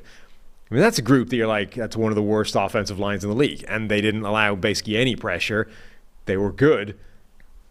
I mean, those are the 2 biggest weaknesses maybe on the team. Ended up being strengths. Yeah, man. It was like I'm really impressed. I mean, this was fun Stafford, man. He had 40 attempts, 11.9 average depth of target. It was aggressive Stafford. Now, he can't do this every week. Like he can't play at this level every single week. But this was the thing that he would do in Detroit, where they had no run game. And I want to highlight one of the funniest stat lines in the NFL this week. Cam Akers goes 22 carries for 29 yards, and he had a long run of 12, which means the other 21 carries went for, 17 yards for Cam Akers? Just saying. When people used to make excuses for Stafford and say he has no run game in Detroit, this was like a Detroit game. They weren't Kyron Williams had 2 really nice runs on the goal line, had their 2 touchdowns, first 2 touchdowns. But they didn't have much of a run game. Stafford's just not YOLOing, but being aggressive down the field, throwing to Puka Nacua and Tutu Atwell. Both guys did a great job. Puka, I liked him during draft time. The contortionist made an awesome catch along the sideline. He looked good. This was like a Detroit-type game for Stafford. Elite Detroit game for Stafford. So I don't know what to make of that going forward for the Rams, other than they're going to be more fun than I anticipated because of all these young players that we're seeing. And especially when Cooper Kupp went on IR, it's like, what are they going to do? Yeah. But they looked so good in this game. The most impressive and thing... controlled it. They ran, twice as many plays as the Seahawks. Yeah, the most impressive thing about it was it didn't go in their favor early. Like, Seattle was winning early in the game. It was pretty even. And then the Rams, as the game progressed, pulled away and sort of established themselves as the better team over the course of the full 60 minutes. Like, if we were painting a picture of a way the Rams would win this game heading into it, you would be like, well, a couple of things will go weird or bounce their way early and they'll get out to a lead, and then, the game will get away from Seattle. And it wasn't that at all. Like, the Rams just sort of established themselves as better in this game as it went on. The other thing that really jumped out was, Aaron Donald is still Aaron Donald. Like, he's still a problem. He's still a wrecking force. He's still able to beat up on offensive lines. Don't write him off yet. No, do not.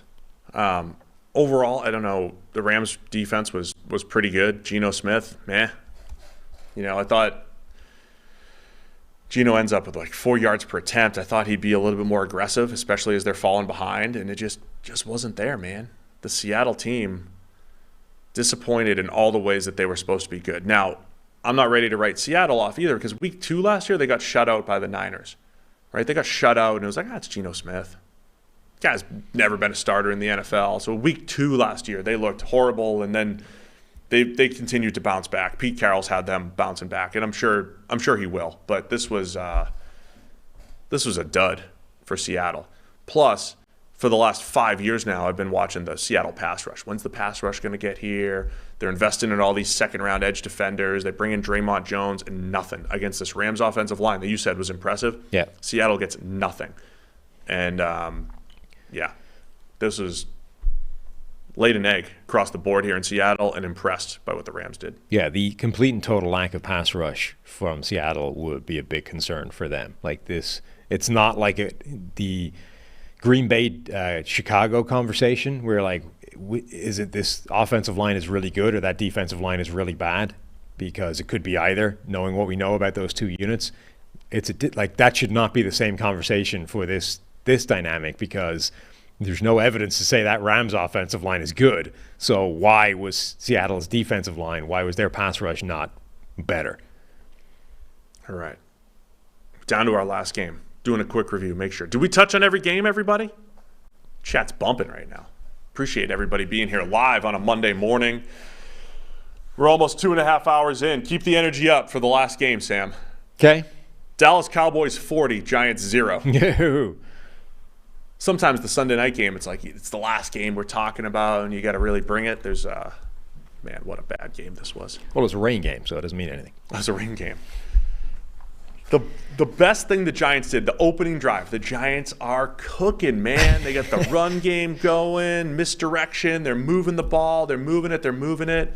Get stopped in the red zone. Let's just line up for a field goal. We'll take the 3. We'll be up 3-0 on the favorited Dallas Cowboys. It's kind of funny how... And then, but then, I didn't finish. No, I know that. Then the field goal was blocked in return for a touchdown. Yeah. And then things got bad for the Giants after that. Well, yeah, they were bad then, and then they got worse and worse and worse. It's kind of funny how a lot of these games that end up in absurd blowouts in one direction or the other, 40-0, often start with the team that got whooped doing quite well, like the opening drive. Remember when the Vikings lost the NFC Championship game to Philadelphia by some similar 40-whatever beat down? Like, they scored first. Like, their opening drive was like a touchdown. You're like, wow, this is going well. And then from that moment on, they just got stomped to death. It's weird. Like, the Giants on that opening drive look good. Again, Daniel Jones kept making plays with his legs. It's like, how many times does this guy have to kill people on the ground before you actually accept that he's a real rushing threat? And then from the moment that field goal was blocked, nothing went the Giants' way for the rest of the game.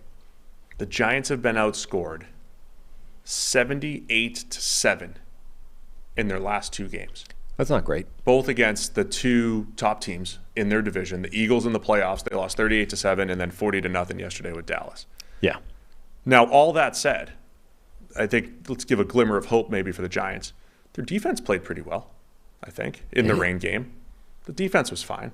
Like, the defense didn't give up all those points, really. No. It was all short fields and turnovers. Like, the offense was an absolute disaster. The defense itself was not a train wreck. The defense played well. Listen, it was a 40-0 game. The defense was the strength of this game. Well, yeah. I mean, on the basis that it wasn't the offense and it probably wasn't the special teams after getting a field goal blocked. That's correct. It had to be the defense. I still don't think it was good. I mean, remember, heading into this game, Dallas didn't have Tyler Smith at guard. They then lost another player midway through the game. Like, they were down to third-string guards, and the Giants, who had their strength on the defense should be the defensive line, wasn't really doing that much. Like, they weren't able to exploit even that to get anything done. We've seen the Cowboys do this before. It was against the Eagles backups one year, but they had this other – it was against the Colts last year, right, when they just absolutely destroyed them, like 33-0 in the second half. Yeah. But the Cowboys have these games where just everything goes right, and you see 3-phase domination. Kickoff return for a touchdown. They had a pick 6. 7 sacks of Daniel Jones. Felt like 15. I mean, this was top to bottom Dallas absolutely wrecking the Giants and looking like maybe the best all-around team in the NFL. And I guess I was trying to give credit to the Giants' defense a little bit because, like, I don't think like the Cowboys' offense wasn't great. I mean, they didn't do much through the air because they didn't need to. They ran the ball effectively with all their lightning running backs, Sam. Remember we talked to they don't need Thunder. Who needs Zeke plotting for 3 yards per carry when you have all these dynamic rushers like Tony Pollard and Rico Dowdle and Deuce Vaughn? Just go lightning and liking Devontae Turpin with a touchdown. I mean, Dallas just looked good across the board, man. Yeah. Obviously. I'm stating the obvious here. Yes. No, they did. I mean, when you win a game 40-0, you probably looked pretty good. I like that play you tweeted out, Micah Parsons. Like the Giants decided to double team Micah Parsons and took the other rusher and just like, whatever, we're not going to block him. Yeah, Micah Parsons was insane in this game. I mean, this was, again, we'd said this with Myles Garrett, right? There are going to be a lot of candidates for Defensive Player of the Year this year, all of whom are deserving.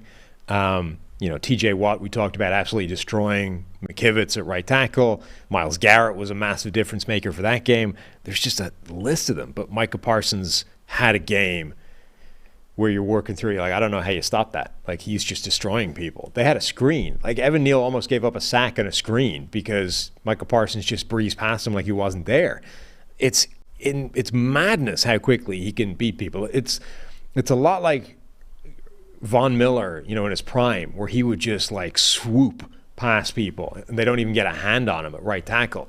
Von Miller, it sounds weird to say it, but Parsons might be able to win in more ways than Von Miller did. Like, his real party piece was that inside sort of move that Von Miller had where he would just swing in and the guy wouldn't even get fingers on him. Micah Parsons is doing that. He's running right over the top of people. He's beating them on the outside. He's just annihilating everybody. And yeah, there was that play where they double teamed him with the left tackle and the left guard. And I don't think they were intending to do this, but frankly, if they had, I would have understood. He was causing so many problems for that double team that nobody could come off the block and go get the guy on the edge who just had a free run to walk to the quarterback and sack him.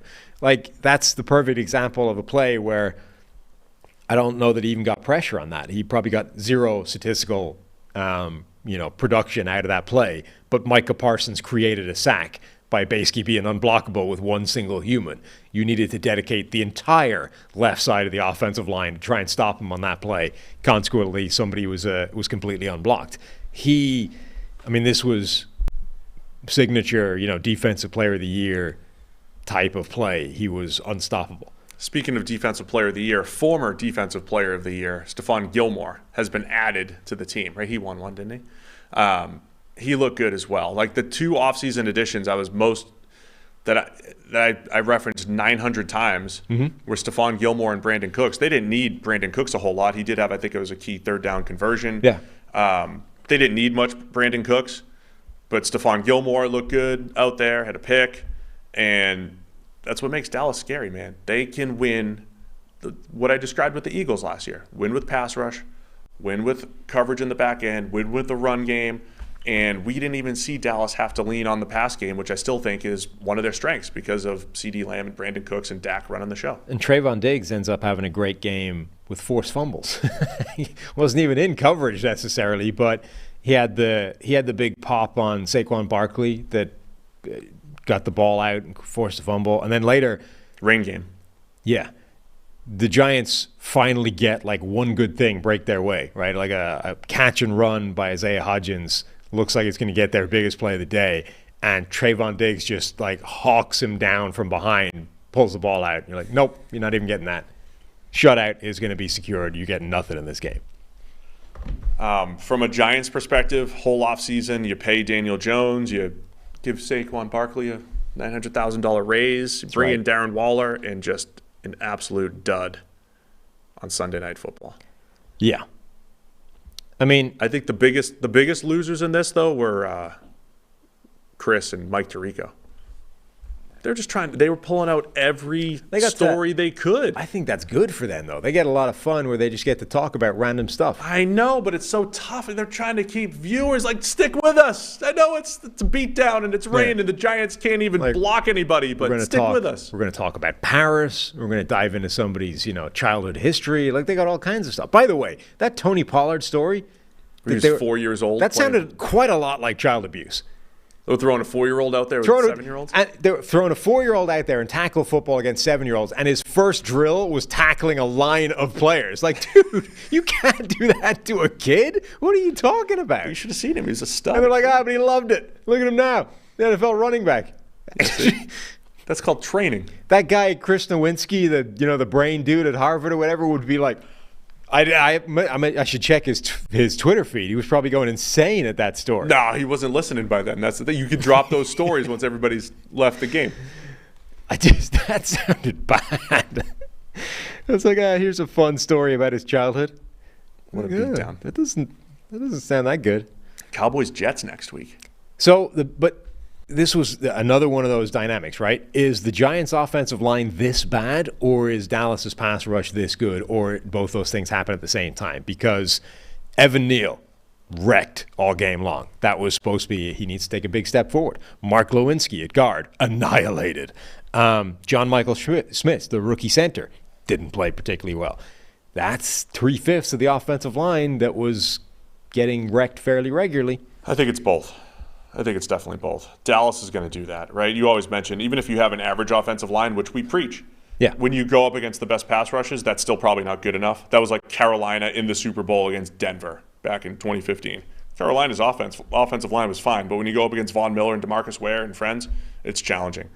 So Dallas is that good, and the Giants, they'll be better in non-Dallas games, but yeah, Cowboys look legit. There's a lot of friendly fire in NFL yesterday. I was just looking through Nowinski's timeline to see if he was bitching about that thing. Did you see Vita Vea take out Levante David? No, did not. It's 9:34. It's time to wrap I don't even know what Vita Vea was doing, but he absolutely murdered him. Oh. And then they're on the same team. Mike Williams seemed to get concussed by like an accidental collision with a linebacker. They did, a sort of stacked release thing, and the linebacker was just fighting through the traffic and just like took out Mike Williams on the way through his release. I saw he was down for a bit. I wasn't sure exactly. I don't know if he actually is in the concussion protocol, but he was hit in the head and was down for a while, so I'm assuming that was concussed. Well, we still have one more game to go. Jets and Bills tonight. Of course, we previewed that on our preview show, which we appreciate. A lot of people ended up watching that and listening to that. So we appreciate everybody that's listening and watching. And if you're new here, some of you have just joined for this season. We're doing this every single week. This is us, Monday morning, reviewing every single game for about 2.5 hours. That's our pace, no matter how many games are being played on that Sunday. So join us every single week. We'll be back again. Are you back here tomorrow talking draft with Trevor? And Monday Night Football. We'll do a little. We got Monday Night Football tonight. Are we going to do a quick reaction after that, maybe? I don't know. We created a new role. Follow us on Twitter at PFF_Steve and at PFF_Sam. We've got this, new world where maybe we'll do some quick reaction stuff, if you guys are interested. And then the Madden codes, we already got questions about that. Those are in the Discord. We're going to announce those later today in the Discord. All right, you got to get to the Discord in the YouTube chat here. We're going to give people a little bit more time. We'll do it just before Monday Night Football. That sound good? Mm-hmm. Do it just before the game tonight, maybe at halftime. Okay. So get into the Discord. You got time to do that. Hit the thumbs up on the way out here on YouTube. If you're listening and not watching, you got to go to the YouTube and get to the Discord. That's it. Is there anything else? No. All right. Thanks to everybody for tuning in. Enjoy Monday Night Football. We'll be back again tomorrow and Wednesday and every day this week.